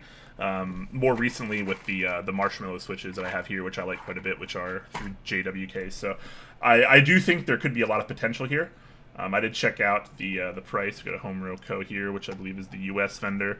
Price is 75 cents a switch, so 75 cents each. So not cheap, but it's a custom switch, so not terribly out of the realm of possibilities there in terms of the price.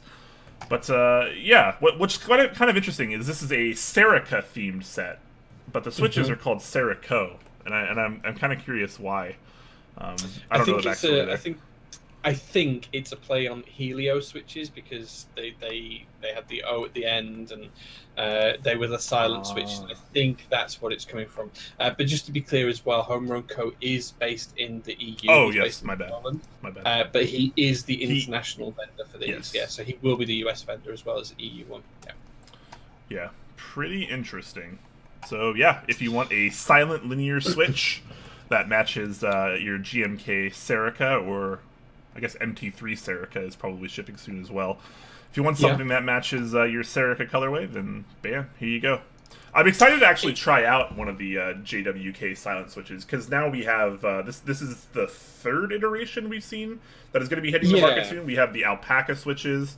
We covered a group buy. I don't remember the person doing it, but another person on Keycap was organizing a silent JWK switch group buy, and now we see the Seriko switches. So maybe we can pick some up. Yeah. I think the alpacas from Prime KB are the first to actually hit the market in terms of silent JWK switches. So maybe we can get some and check them out.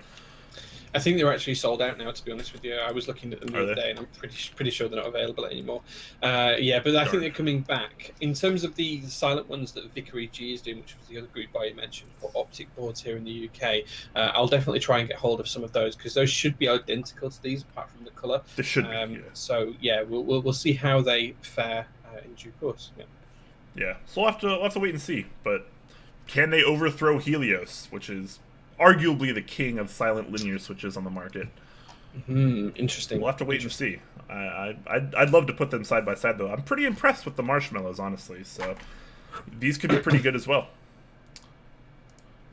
All right, let's take a look at the final topic on our news doc for today. This is the this is what Drop calls Yanbo's Closet, which is basically where they try to sell a bunch of things that they have currently in stock. So these aren't group buys, they're not pre-orders or anything. These are actual in-stock items they're just trying to sell, and they often do at a very discounted price. And when they do a bunch of things like that all at once, they just call it Yanbo's Closet. They've done this before, this is not the first time, but it is pretty interesting. So if you take a look through here, you'll find lots and lots and lots of different keyboards, key sets, switches, carrying cases, artisans, wrist rests, all sorts of things. You name it, they've got it. Yeah, you name it, they've probably got it. There's a lot of pages of this, and I'm not going to scroll through all of them, but I will point out a few things that I thought were particularly decent deals among the rest. So, granted, a lot of these things, like Drop tends to do, is pretty entry-level, a lot of basic things, a lot of inexpensive things, to kind of try to get your door into the community, get your foot in the door, rather, in the community. It's not necessarily super high-end stuff, although they do have a lot of GMK sets, for example. Like, here's GMK Eclipse. When I checked before the show, they still had base kits available here, so bam, yeah, they still do. So, you still have some GMK sets in here, but a couple things that stood out to me is there's a $20 numpad by Magic Force, so if you want a really inexpensive numpad that is mechanical, you pay $20 for a Magic Force one. The Tokyo 60 kit, you can get it without switches and caps for $125.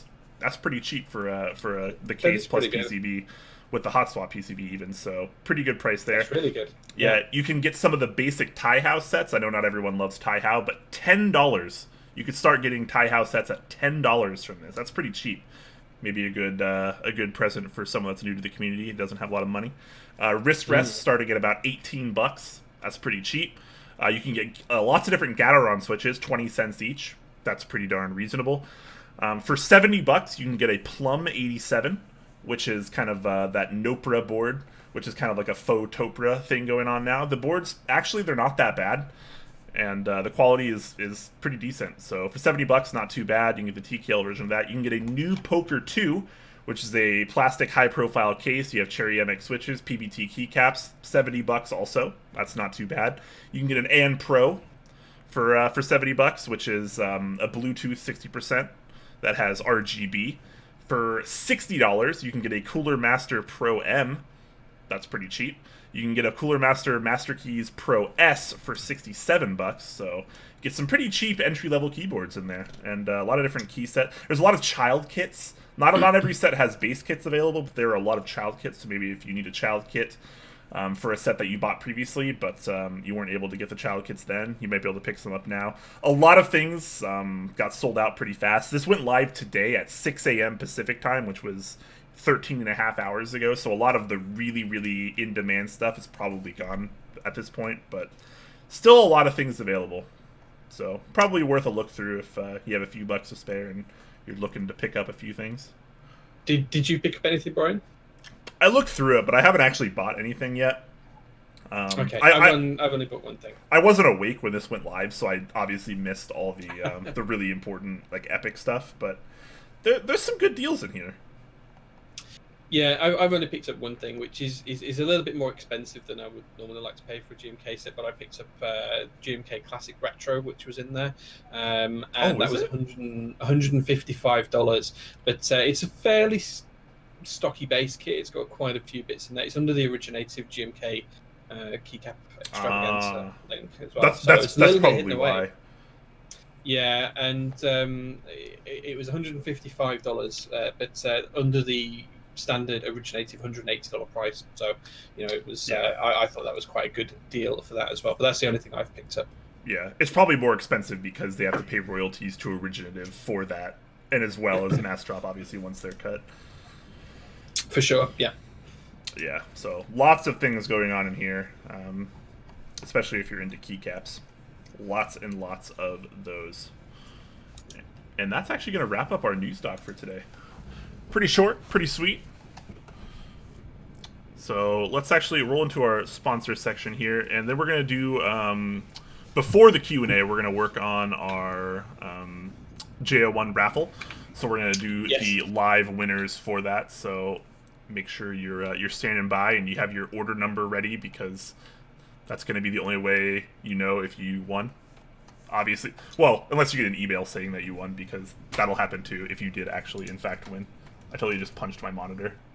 Sorry about that, guys. I wonder what that was. I just completely punched my monitor. But these things happen. It's a live show. Anyways, on to our sponsors. Starting us off this week, we do have Zeal PC, aka Zeal Generation, which you can find at zealpc.net/topclack if you want to be awesome and use our affiliate link. He has lots of things going on as usual. His standard array of switches, whether you're looking for some Telios, which are linear, Zealios, which are tactile, Xylants, which are silent and tactile, or Helios, which are linear and silent. He has you pretty much covered no matter what you want to do. He still has the Aqua Xylant switches available as well.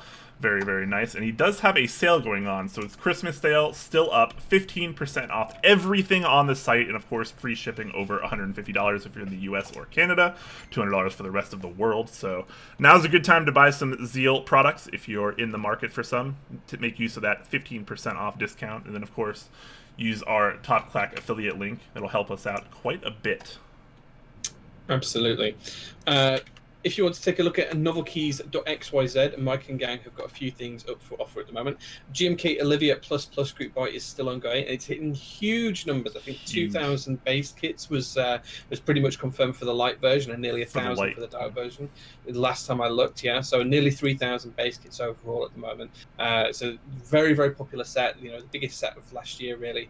And everyone's still looking for this. So if you are interested in that, you can still pick it up. The base kit is pretty damn reasonable, starting at $110, depending on whether you want the dark or the light base, and then you can add on all of the other kits as well, including the he pack, different heart packs and novelty packs, and all sorts of other stuff, as well as that lovely Rama enter key, which is for the ANSI layout with he in a lovely rose gold color.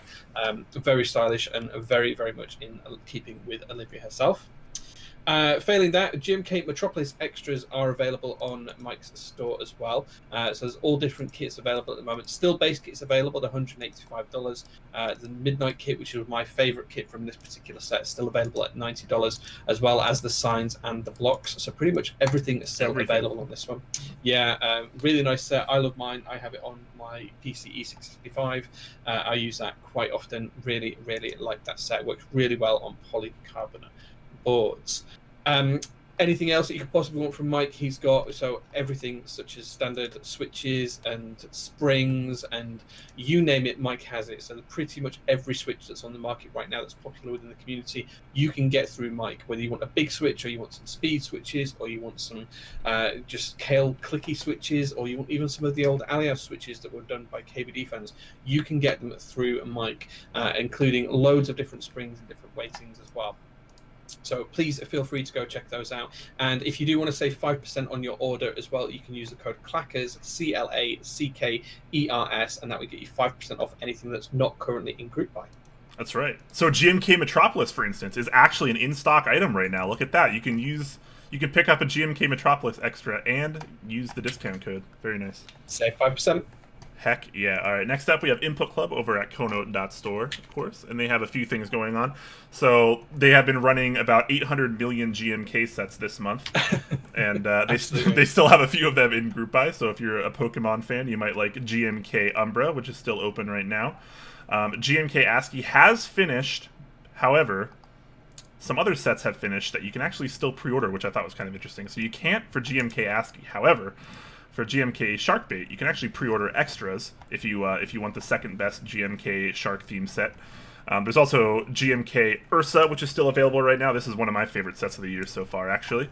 And the ever-struggling GMK Yugo, which I hope you will consider because it's been extended like twice now, I think, and it's still not doing very well. But I do think it's a fantastic set, and I would love to see it actually make MOQ. So, bam, there you go. You can still pre-order for some GMK 9's Round 2 extras. They have lots of things going on, and they still have the Keystone analog keyboard that you can pre-order as well. Still hoping to get a sample of one of these because I'm really excited for it.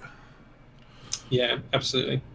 Okay, moving over on to KBDfans. Way and Co have got a few different things on offer at the moment. So if you want to join one of their group buys, they've got 2 live at the moment. One is for Max Key SA Mo Choco keycaps, which is a nice green and cream themed set.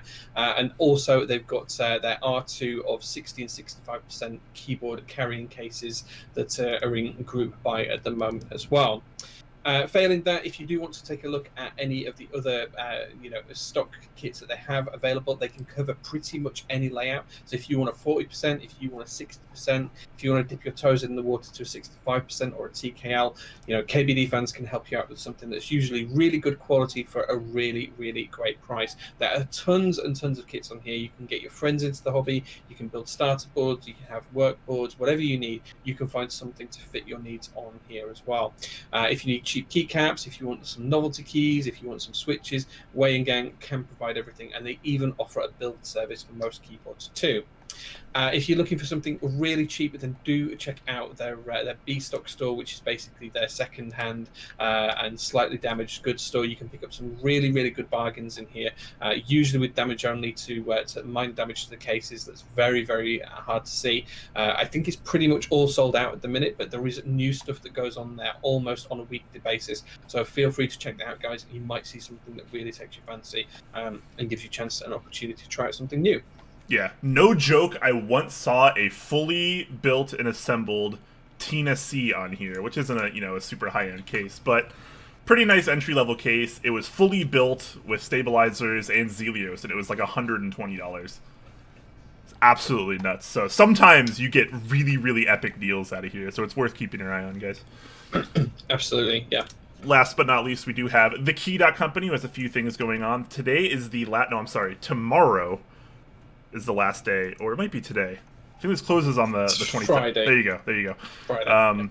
Yeah, the SP-111 is the really epic kind of Southpaw, compact 1800 Southpaw split kind of keyboard. I never know how to classify this board, but it's a really epic board at a pretty attractive price for what it is, honestly. And this group buy ends tomorrow at 9 p.m. Eastern there, so you still have a little bit of time, but it is coming up, so if you want to get in on that, now is your chance. Cam Little Pilot is still open now for one more week left. Pretty darn good price. This is going to be the second Cam set we actually see hit the market, so pretty excited for that. Very, very inexpensive as well.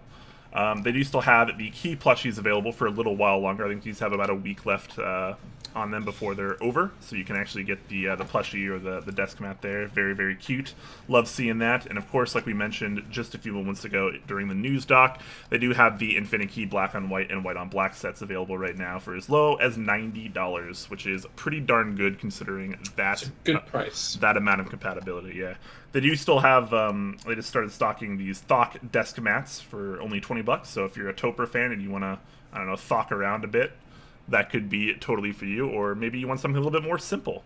For $18, you can just get a black blank desk mat. This is something I've actually been wanting, believe it or not, because I want a mat I can use for soldering on that's this exact size, so I don't have to use my like really nice like themed desk mats. You could just use this one. It's gonna be a good work mat. I like that.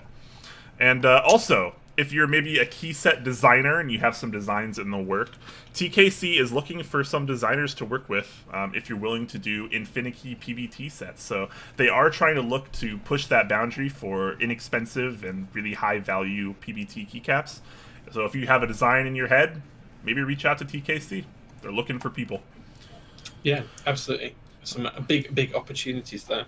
Absolutely. All right, guys. Let me catch up with chat in just a second. I know Slippery Pete did donate 69 bits a little while ago. Didn't miss that. Thank you so much, sir. Pilot XJ gifted a tier 1 sub to Meat Smoothies. Very nice. Thank you for that. And Thanks, Mountain Blocks donated $5. Very nice. Oh, thank you, dude. Appreciate that. Because I'm trying to see the full message here, but apparently you can't do that on OBS, which is really unfortunate. But it is in reference to beer. Oh, nice. So apologize for that. But let's go through the JO1 raffle now, right? Before we move on to the Q&A. It's probably a good time. Yeah.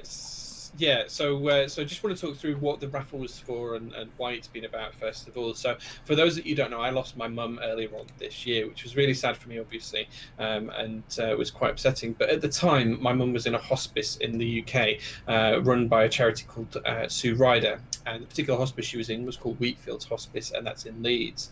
And at the time, their staff could not have done more for my mum or for any of our family as well. They were really loving, they were kind, they were caring. They offered so much support and so much help that I wanted to really do something and give something back to them, rather than just giving them a small bit of cash that I could afford. I wanted to try and open it up and generate a fair amount of income. And at the same time, I was also running a group buy for my JO1, which is a board that I ran very, very briefly earlier on this year. So this is the actual board. I'm hoping you guys can see the full board there with the macro column on the left-hand side. And that was only run for 16 units. There's only 17 of these boards, including the original prototype. That's all that exists, and there won't be any more boards with this full kit and caboodle made. There might be some slight tweaked versions with the same layout in the future, but there won't be any more JO1s as they exist. There's just those 17. And 15 of those were sold in the group buy, one to myself and 14 to other people, and I had 2 left over at the time. So originally I was just going to sell them on or do something different, but then I came up with the idea of why not give one away and try and raise money for charity through that. So Mike from Novel Keys was an absolute legend about this, and he had some really good ideas. He was like, why don't we sell some raffle tickets? We could put them up on his store, $5 a pop, and you can buy as many or as few as you like, and either way we're raising some great money for charity, and someone gets a chance to win a really nice high-end custom keyboard, gasket mounted, isolation mount, whatever you want to call it, really nice board at the end of the day. And a few people have built their boards since then that got them in the group buy. Quotes from April Keyboards is that it's the best sounding board she's ever built. Mintily said something very, very similar, saying it was a really great sounding board. Everyone who's had them been really happy with them, and that's pleased me no end. So we're now in a position where we're ready to give them away. But before we do that, I wanted to just reel off some stats that I've got on my trusty spreadsheet here from the actual raffle itself. So the raffle was open from the 23rd of November until the 23rd of December. So it was open for 1 month exactly. And during that month, we sold 2,453 tickets at $5 a piece, which is absolutely huge. I was expecting to sell about 100, 150 raffle tickets, something like that. When I was speaking to Mike about this, he expected about 300. Both of us were absolutely blown away that we hit 2,453. It's a huge number, and really, really, really did take us by surprise. For those that you weren't here last week and watching last week's show, Mike did offer some additional prizes, which we'll talk about in a second, if we hit 2,000 tickets during the show. And I think we sold something like 320 tickets during the show last week because Mike was pushing it and offering additional prizes, as were a couple of other people as well, such as Dixie and McNoss. So it was really, really nice to see that. In terms of the money raised, we've raised $12,265 from the raffle. That's from all of the tickets being sold. And Mike is actually going to cover all of the fees as well that's associated with that. So small portions of that get absorbed by PayPal and Shopify and all of the other bits and pieces. But Mike's going to make sure that $5 from each of those transactions is passed over to me, and he's going to cover all of those fees. As well as that, Mike has been an absolute legend, and he's decided that he's going to donate $2,000 to the cause as well. So he's going to give an additional $2,000 to the cause, which is absolutely huge, which means that from Mike himself will have raised $14,265, and he's going to transfer that over to me in the next couple of weeks. With my matching and everything else, because I said that I would try and match as much as I could, expecting to sell $100 tickets. I thought I'd be able to match everything. We then sold 2,500 tickets, and obviously I can't match that because that's just more money than would make sense for me to match. But we should be somewhere, we think, in the region of about $20,000 raised. So the first thing I want to do is say thank you to everyone who's donated money for tickets and everything else, because it has been absolutely huge for me. It's been huge for Sue Ryder and the charity, or it will be when I take the funds over. And I really, really can't wait to do the whole big check thing and take pictures and everything and share them with you guys. But we should be somewhere in the region of $20,000 raised, which for a month near Christmas in this hobby is absolutely amazing. And I just want to thank every single last one of you, whether you've bought a ticket or not, or you've shared the link or not, or whatever you've done to try and talk about it or anything. Thank you very, very much for the support, guys. It means the absolute world to me and my family. So thank you very much for that. With that being said, we are going to do the giveaways live, and Brian in a second is going to flick over when I start to share my screen with him. You should see my screen will change over from my face to two things. You'll be able to see my Excel document and a random number generator on screen as well. But just to give you an idea of the chances of winning here, if you bought a single raffle ticket, just one raffle ticket, you and 461 other people bought just one raffle ticket, that gives you a 0.04% chance of winning. Which does sound really, really low, but considering that you're still giving $5 to charity, and the amount we've sold, I think that's all right.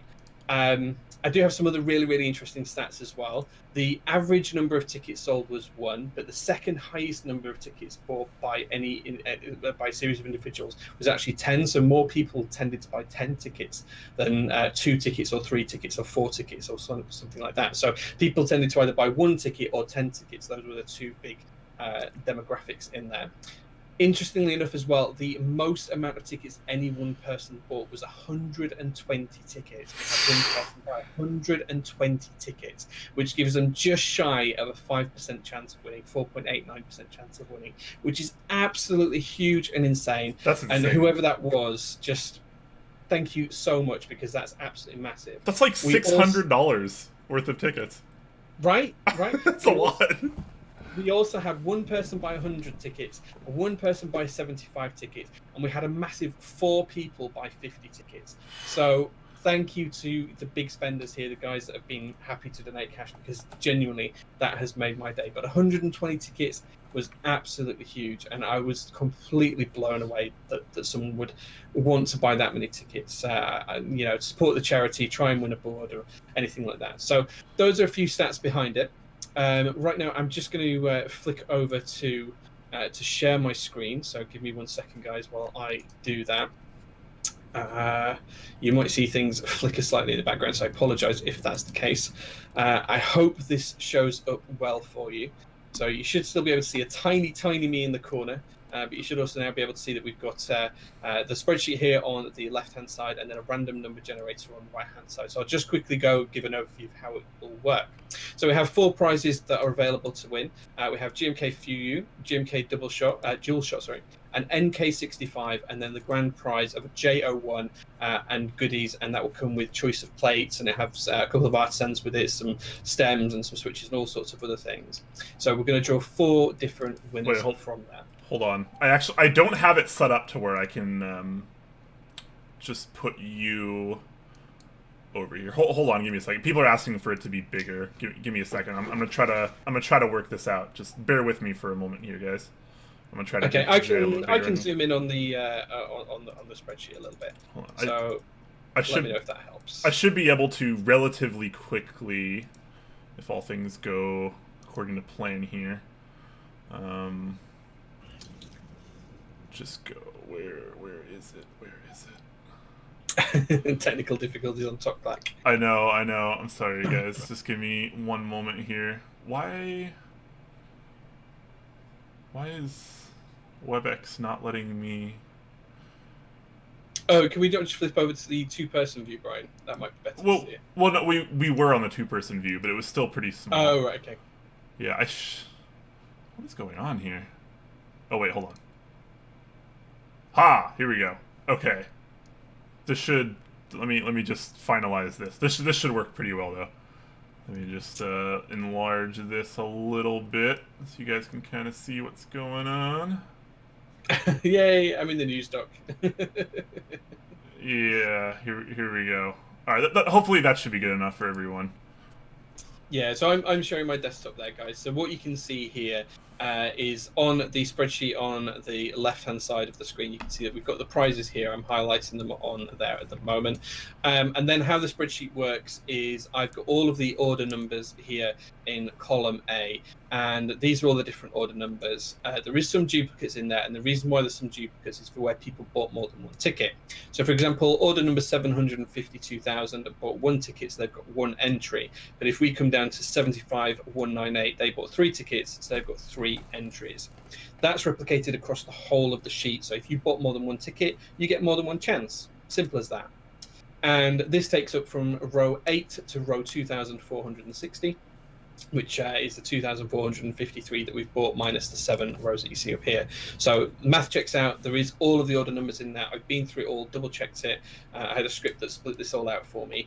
And how I'm going to pick the winners is I have a random number generator, which is just a standard website, and gives me one unique response between 8 and 240 whenever I click the get a random number button.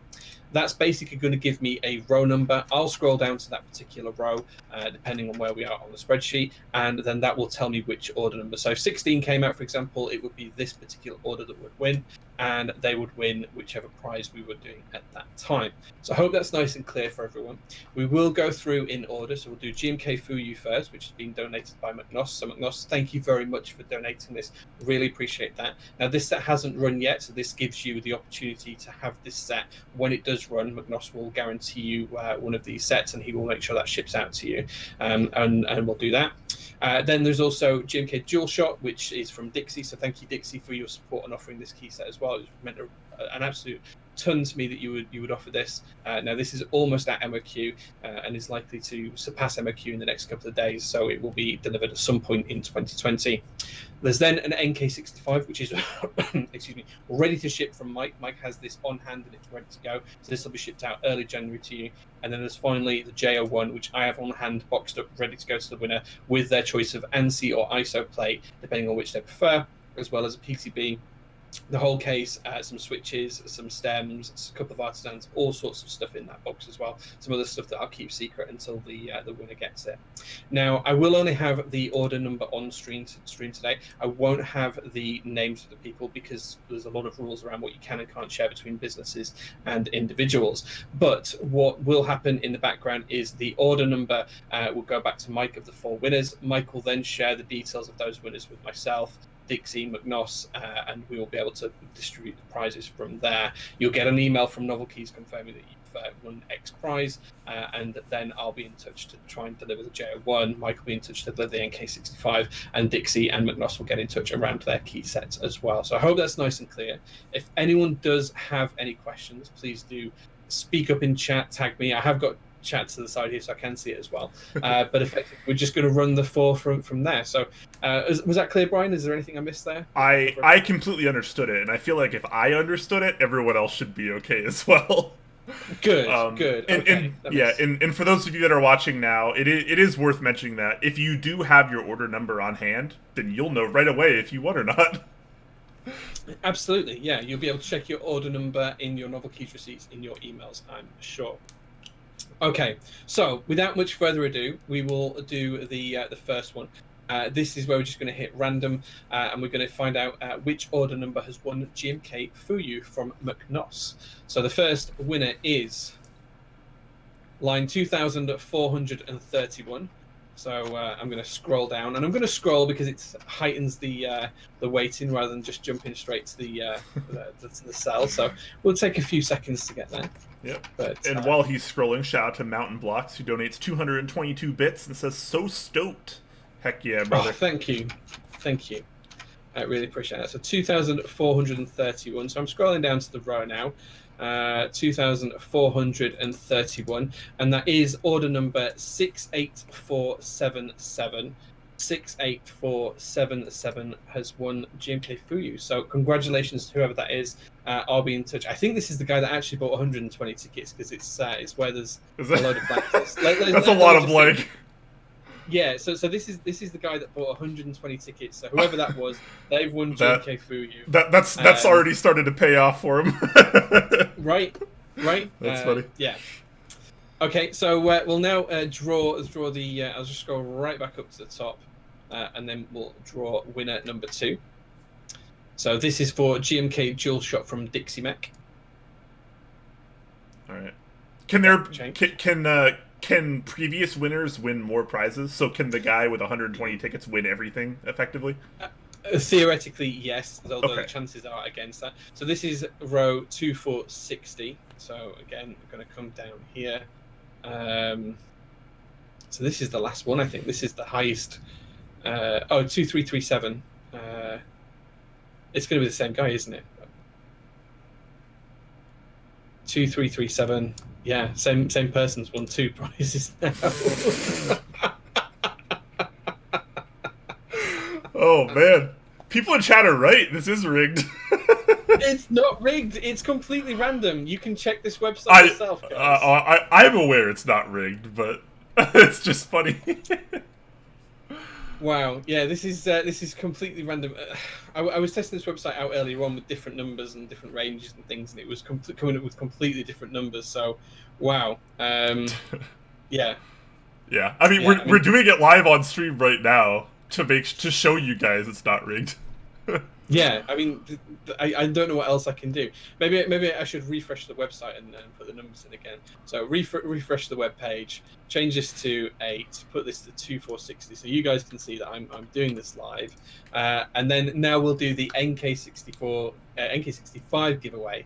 So we'll see what comes out here.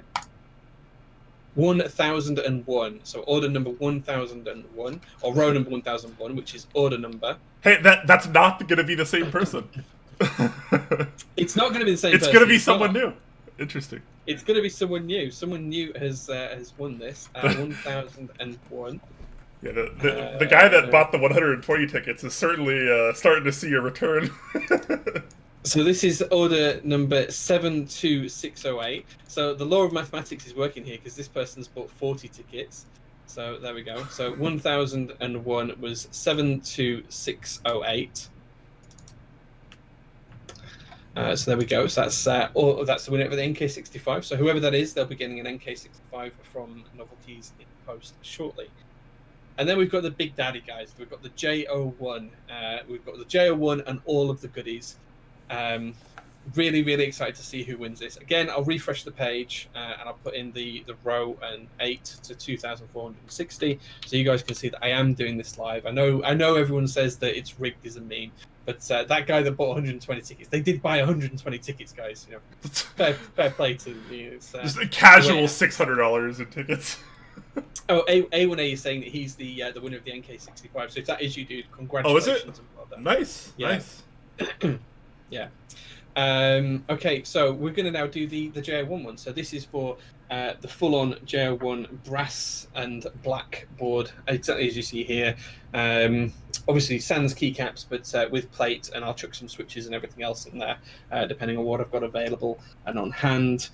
And yeah, I'll even build it for free if someone wants. If someone asks for that, I will absolutely do that as well. Okay, so the JO1 giveaway. 3, 2, 1. 1361. Order row 1361. So I'm going to scroll down to 1361. This is going to be someone different yet again. Is it going to be a big buyer, or is it going to be a single ticket winner? I don't know. 1361. 1361 is order 70398, and this guy bought 5 tickets, or guy or girl bought 5 tickets. Nice. So there we go. So yeah, 5 tickets, and they've won the JO1. So whoever you are, we will be reaching out to you, and yeah, you'll get the you get the board in the post in the new year. I'm really, really excited to do that. But wait, that's not the only way to get your hands on a JO1. There is a final board that, again, is going to be for charity that I'll be selling in January to the highest bidder. So I'm going to run a silent auction where people can submit bids via a Google form in January for the final JO1, board number 17, this was for the prototype board, by the way, guys. So this is for the original prototype board. That's what someone will be getting. The final one will be for one of the actual group buy boards, which got some slight tweaks to it. And that will be available in January to the highest bidder. So there'll be more announcements in the new year on that one and how you can enter. But effectively, it'll be over the place of a week. People will be able to submit bids. Whoever has the highest bid will win the board. And again, all of the proceeds, 100% of them, will go to charity for that too. So there we go. Heck yeah! Oh, Nathan Alphaman is saying it's his number. Oh wow! For the JO1. That's crazy. Nathan, so if that's your JO1, congratulations, man! Congratulations. Very, very nice. Yeah, Nathan Alphaman and Iwane. I always love seeing like the giveaway stuff go to people that actually like not only hang out and support Talk Clack, but are like actually genuinely awesome people and help people in the community. It's always nice when the prizes go to like really good people. And, like, they're going to good people. I love that feeling. Yeah, absolutely. I mean, I'm completely open and ambivalent when it comes to these things. Whoever enters, they've all got an equal chance, depending on how many tickets they buy. Of course, that changes chances. But in terms of if everyone bought one ticket, everyone's got an equal chance. I would never, ever want to pick winners. I always want to make sure it's as random as possible, hence using a third-party randomizing tool rather than anything built into Excel or anything like that. So, I do want to stress that the fact that I have no idea whose order numbers these are. That wouldn't have been fair for me to see them. I had no clue other than people had told me they bought X amount. But, if people told me they bought 5, there was about 40 people that bought 5 tickets. So I would never have known who it was anyway. But congratulations to everyone who's won those prizes. I'm really, really excited to get them out to you. So Nathan, if that is yours, then I can't wait to reach out to you and send you the board. I'll be slightly disappointed if you don't build it with your Paddington ISO enter, though. I'll be very slightly disappointed if that doesn't happen. Well, you can be as disappointed as you want because the board is no longer yours; it belongs to him. That's very, very, very true. Yes, very true. And he does have a choice of carbon plate as well, so he can pick whether he wants the ISO version or the ANSI version. I won't judge. You're right. Tell Jay you want both. Make him send you both plates. Also, quick shout out to Jay Shuff, who gifted 20 tier 1 subs. That's 65 total gift subs by them. Oh my god. I'll remove all the J from your screen there. Sorry about that, guys. Yeah, too much J. Yeah. It's just a little too much J. As beautiful as you are. Thank you so much, Jay Shuff. That is 20 gifted subs. Wow, Jesus. Wow, thank you, Jay Shuff. Appreciate that, man. Appreciate that. That is most kind. Thank you so much, guys. Wow. 100 emotes we got for that as well. This has been a wholesome show. Last week's show too. So freaking wholesome. I love it. I love it. So once again, congrats to all the winners of the JO1 raffle, and of course all the extra goodies that went along with it. Shout outs to not only Jay, obviously, but Novel Keys, Dixie Mech, and McNoss, all for donating some prizes for that. And of course, Novel Keys once again for adding $2,000 to that donation. So that's just absolutely nuts. Huge amount of money. Yeah, and all the fees, because the fees won't be an insignificant amount. That'll be 2 or 3% of the overall amount as well. And there's always going to be fees when transferring funds internationally and stuff. So the fact that Mike's even offered to cover those means a big thank you. The only fee that we can't get away with, sadly, is that we will have to pay tax on it in the UK because it's being collected from outside of the UK. So that will impact the overall amount. I don't know how much that tax figure is yet, but I will be working on that, and hopefully we'll keep that as low as possible. My accountant actually offered to do that for free to work out what the most tax efficient way of me declaring that money is. So he said, let me know how much you've got and I will do that hour's worth of work for free, and I'll help you produce that amount. So hopefully we won't have to pay too much tax on that, and we'll get as much money as we can to the charity. And of course, as soon as we do that, I'll get pictures of the whole big check thing all over social media, just as a way of showing you guys how it was all handed out as well. So yeah, really looking forward to that. Yeah. So basically what we learned today, the community is incredibly wholesome. Mike is the community's nicest man. Well, that's not really we already knew that. That's not really new news, but yeah, absolutely amazing, absolutely amazing. Now's a good time to roll into our Q&A, so we will do a quick Q&A before we head off for the night, guys. So if you do have questions, now's a great time to ask those, and if you use the @TopClack tag, we can see them a lot easier. Helps us out a lot. So make sure to get some questions in while we're all basking in this wholesomeness, and the winners are patting themselves on the back for winning cool stuff while donating to a good cause. Absolutely.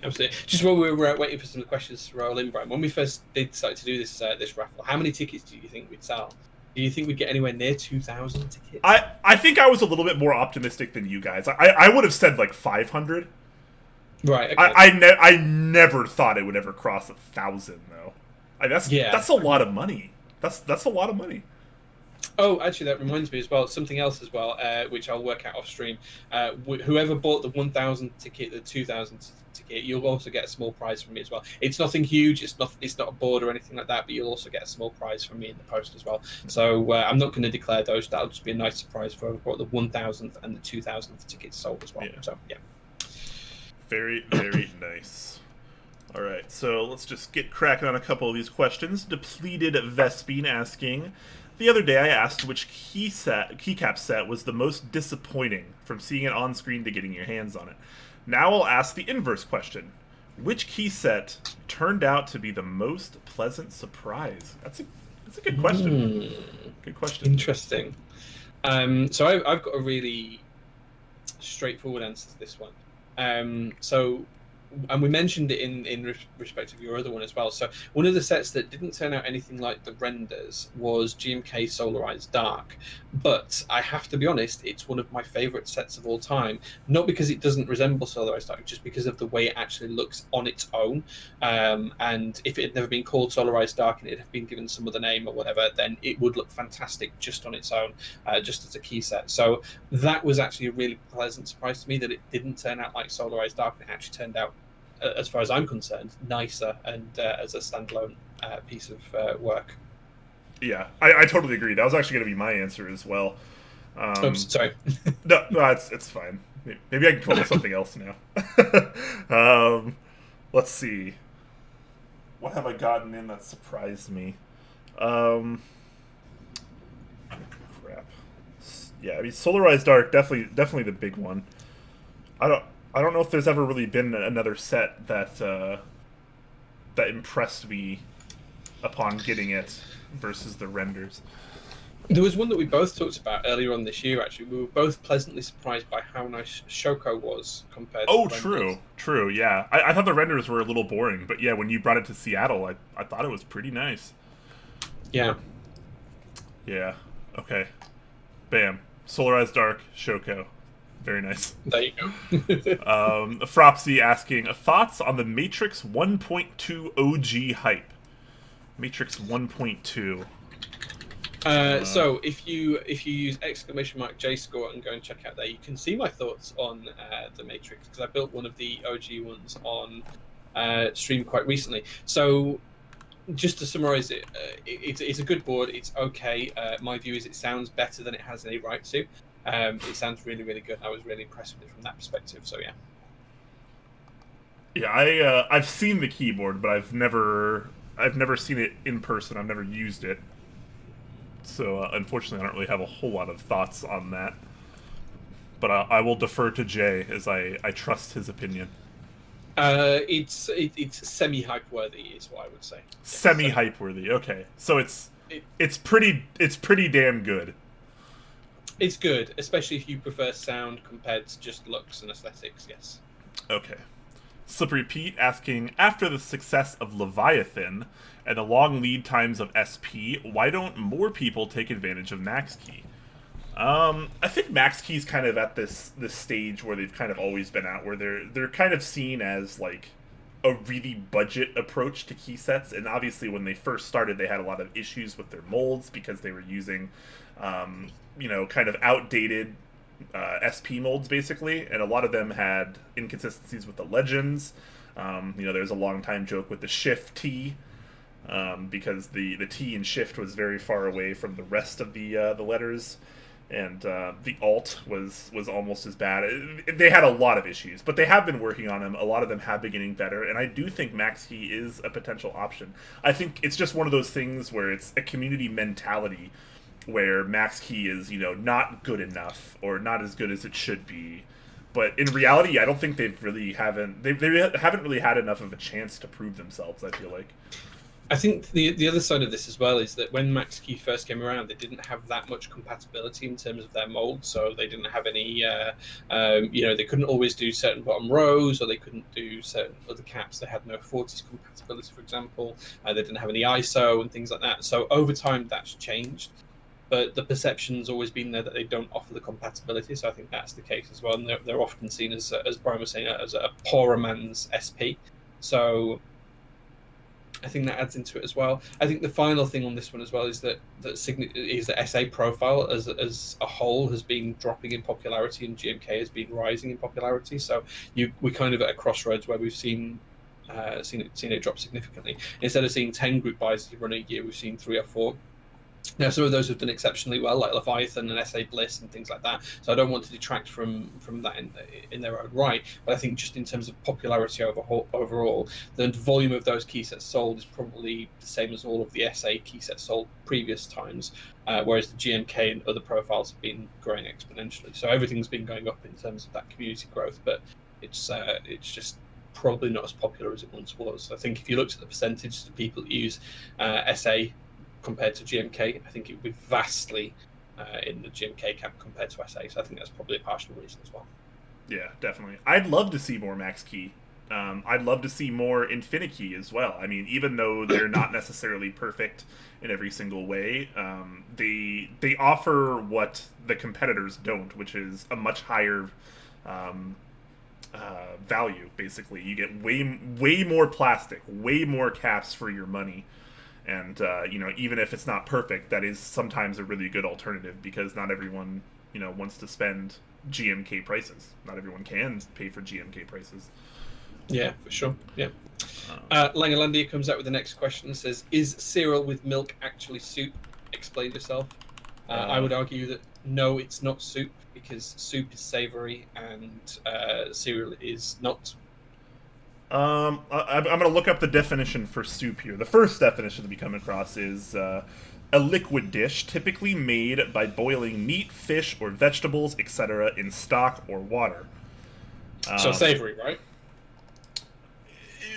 Typically, yes. I can't think of any sweet soups. You got to realize everything is man-made in this instance, though. Obviously, every word is man-made. And in words are added to the dictionary every single year. I think YOLO is actually in the dictionary now, believe it or not. Really? Yeah, which is awful. Wow.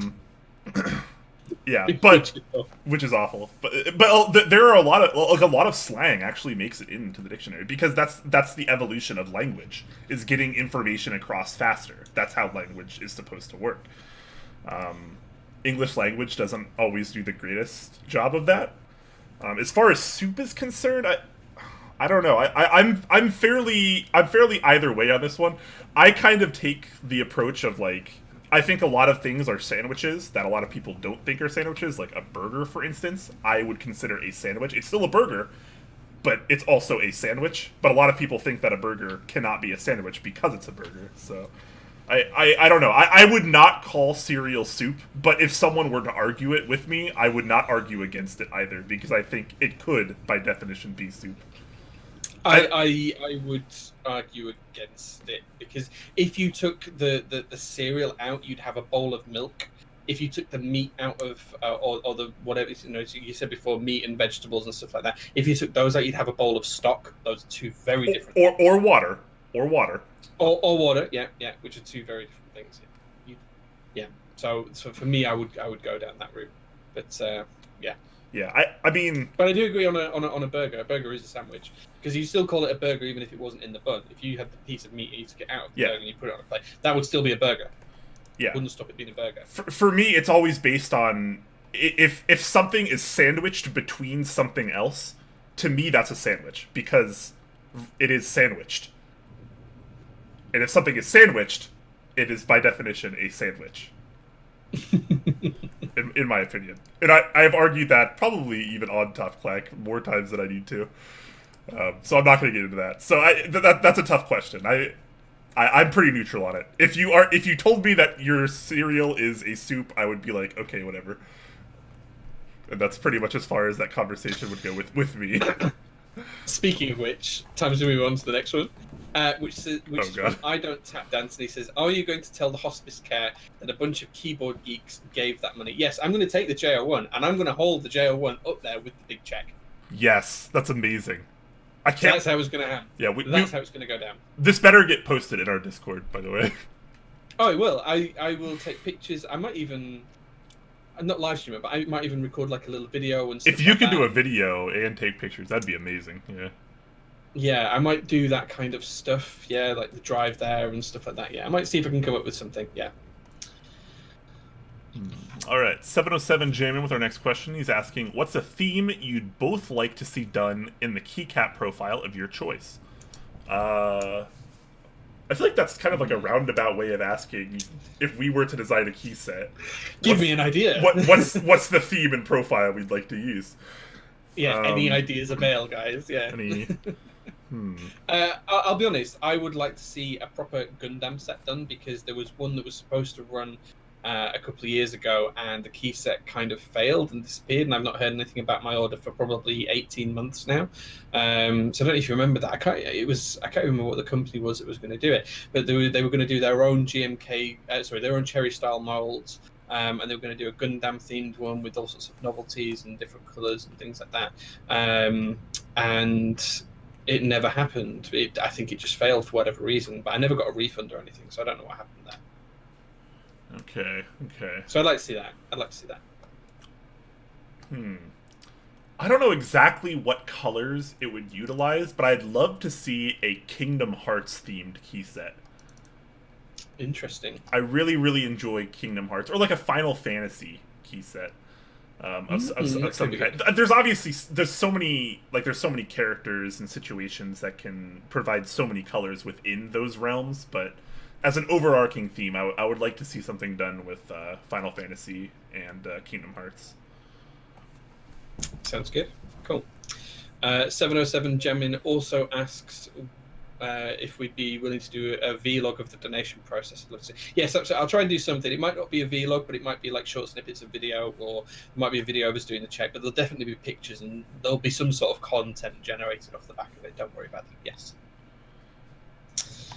10 strong with our next question, asking if you had to swap the sales of two sets, which two would you choose? That's an interesting question, because why would we want to swap the sales of this? I guess to make something cheaper on the aftermarket.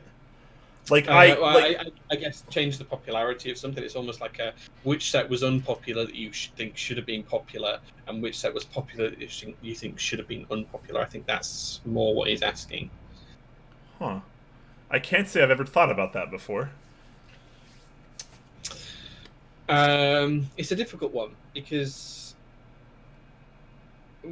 some of the sets I like because of their rarity and the fact that people don't have them, I guess, in some way, which is a really awful thing of me to say, but although I'd be happy if someone again, like I really love GMK Royal Alpha. It's one of my favourite sets of all time, the white and green set.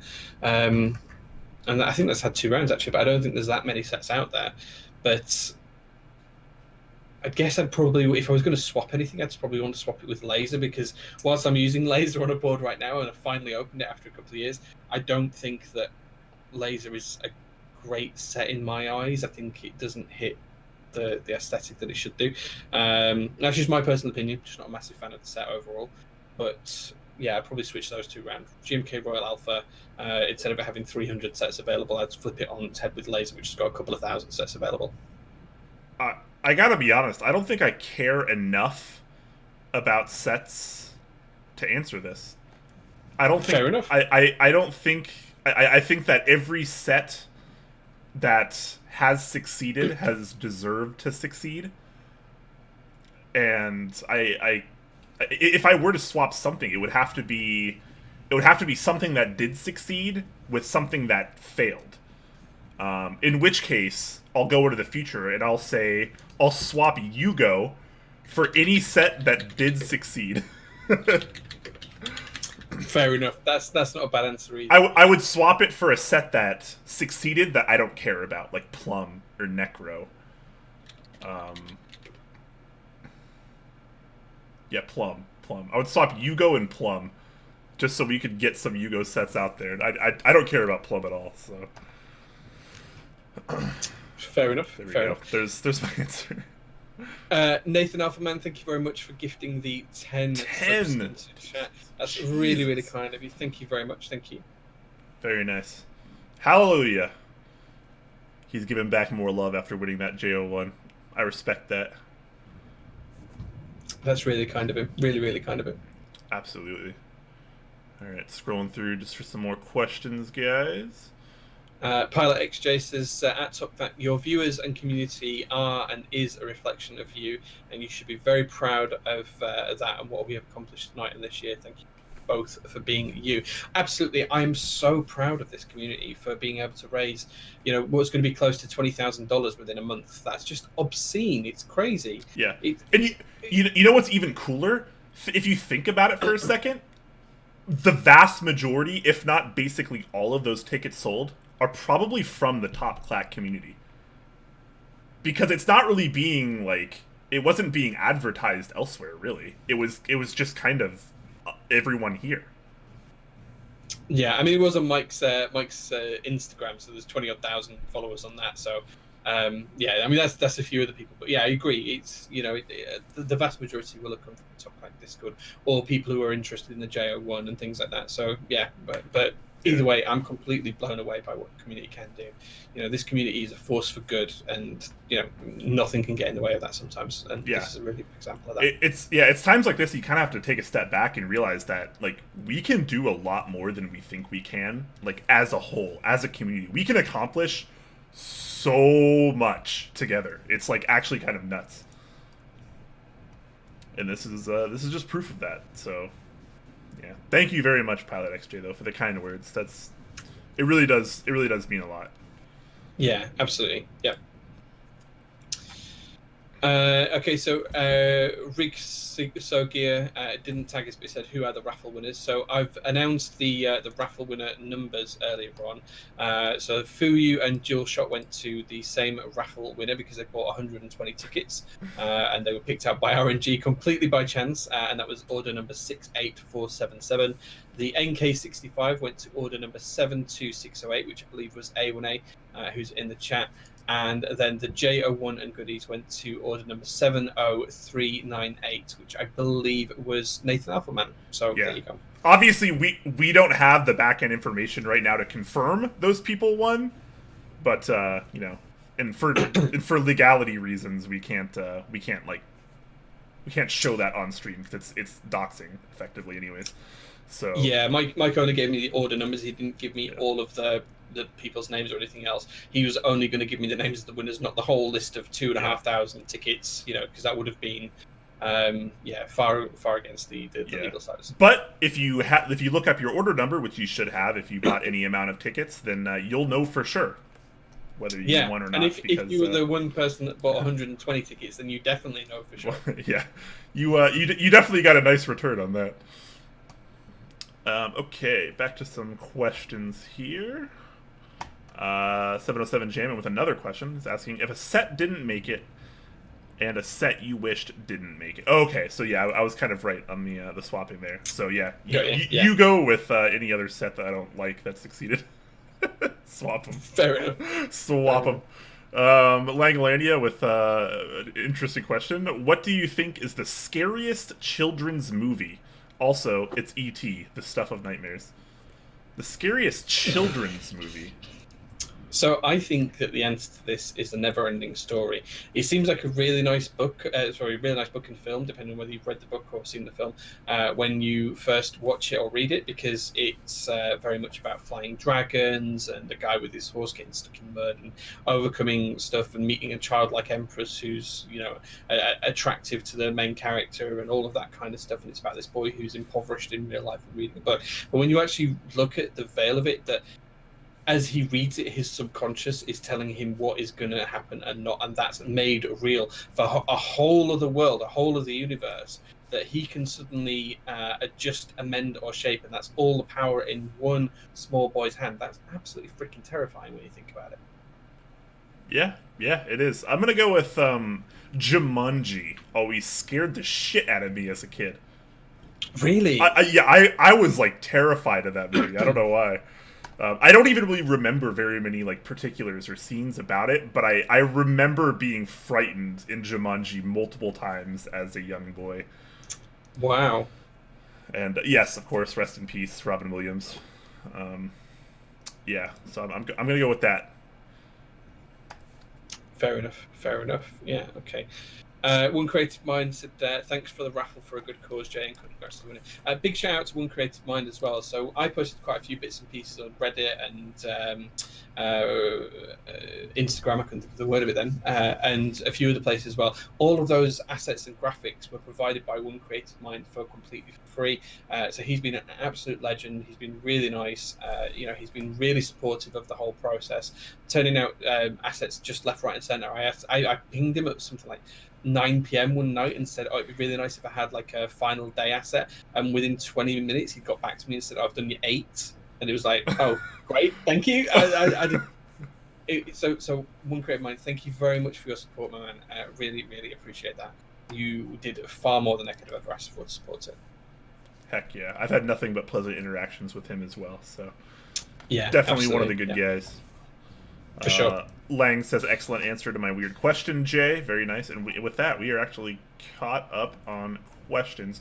Langlandia also donated $4.20, a casual $4.20. $4.20, nice. About 20 minutes ago. So thank you very much for that. Appreciate that, man. We'll make sure that goes to beer. Absolutely. Since that's what I think that's what Nightbot asks for tips, right? To buy us beverages, buy us beer. It does, yeah. So buy us beer. I think it literally says beer. Yeah. We should probably make sure that those specific donations go towards beer. That sounds good. We should split them up and do that, or maybe it should fund the Seattle Beer Fund for when I come over next year. Oh, true. Yeah. Yeah. All right, fantastic. All right, well, that seems like a good time to wrap up as we are done with the questions. So, guys, I hope you enjoyed today's show as much as we did. We definitely greatly appreciate you guys coming out and hanging out with us, watching us, supporting. Shout out to everyone that bought a ticket for the JO1 raffle. Shout out to all the winners that won stuff from the JO1 raffle. Of course, if you're just tuning in now, make sure to watch the VOD. Check that out. You can see if your order number was picked as the winner for any of the prizes. And any closing thoughts today, Jay? Mike and I will reach out to the winning order numbers formally and do it properly through email and all of that kind of stuff in the next couple of days. It might be early in the new year just because of when Mike's working and when I'm working and all of that kind of stuff, but rest assured it will happen within the next 7 to 10 days. No build stream this Sunday, guys. I'm taking a break from build streams just while we're over the festive period and into the new year, but I will be back building on the first Sunday in January with a Key Cult number 2 brass edition from Mike at Novel Keys. He sent me this over to build, so we'll be building that on stream. Still not sure on switches and stabilizer position on that one. We're still working it out, but really excited to build that. It's got a huge brass base. It looks fantastic, and it's actually made me really want a number 2. So I'm going to try and buy one. Can't wait to look at that and build that in a couple of weeks. But other than that, I'll be back on the show next week, which will be the first show of 2020, where we might have some secret stuff going on, right, Brian? Yeah, we might be kicking off the new year with a giveaway or potentially more. Maybe you'll have to wait and see. Let's just say thanks for being a part of Top Clack, everyone. Absolutely. Yeah, we've been really happy with the growth that we've achieved over the last year, and we've had our ups and downs, but it's been a pretty good year overall, and we have a lot of things planned for 2020. So yeah, we want to come out rocking your socks off in 2020 and doing some great new things with some new series and some bits and pieces of new content as well. So we've got lots of stuff coming. And 24-hour stream. 24-hour stream 2020 confirmed. It's going to be 2024 before they realize it. Oh my god. We shouldn't wait until 2024. We should wait until 2400 when we're cyborgs, obviously, because we're gonna live forever. We're gonna be immortals, basically. Sure. Because we'll still need keyboard time. It's gonna be good stuff. Speaking of build streams, though, tomorrow I'm gonna be build streaming tomorrow, guys. I'm gonna try to start as early as about 4 p.m. Pacific. That's gonna be my plan. So I will announce it in the Discord, but tomorrow 4 p.m. Pacific is my planned start time for a build stream. I know it's been a long time, but I have my new capture card. When I tested it earlier, it was working totally fine, so I'm going to hopefully go along with that, and we'll have no hiccups, and I can actually do a build stream for once. I'm not 100% sure exactly what I'm going to be doing, but I'm going to be doing something. So if you missed me as much as I missed you guys, come hang out with me. It'll be a fun, chill, casual time as usual. That sounds really, really good. What are you building, Brian? What board are you building? I don't know yet. It'll probably be a Perry 60 V2, because I have that ready to be built next to me. That's been next in my queue forever, but then for lots of reasons I just couldn't get to it. So that's the plan. I'm feeling good. Tomorrow build stream 4 p.m. Pacific is my goal, and we'll build some stuff and we'll talk and we'll get intimate. It'll be fine. You'll like it. It's really, really good. You'll like it right there. Whoever I'm pointing at, you're gonna like it. Alright guys, thank you so much for watching. I hope you guys had fantastic holidays, and I hope you have a great rest of the year, and look forward to 2020, guys. See ya.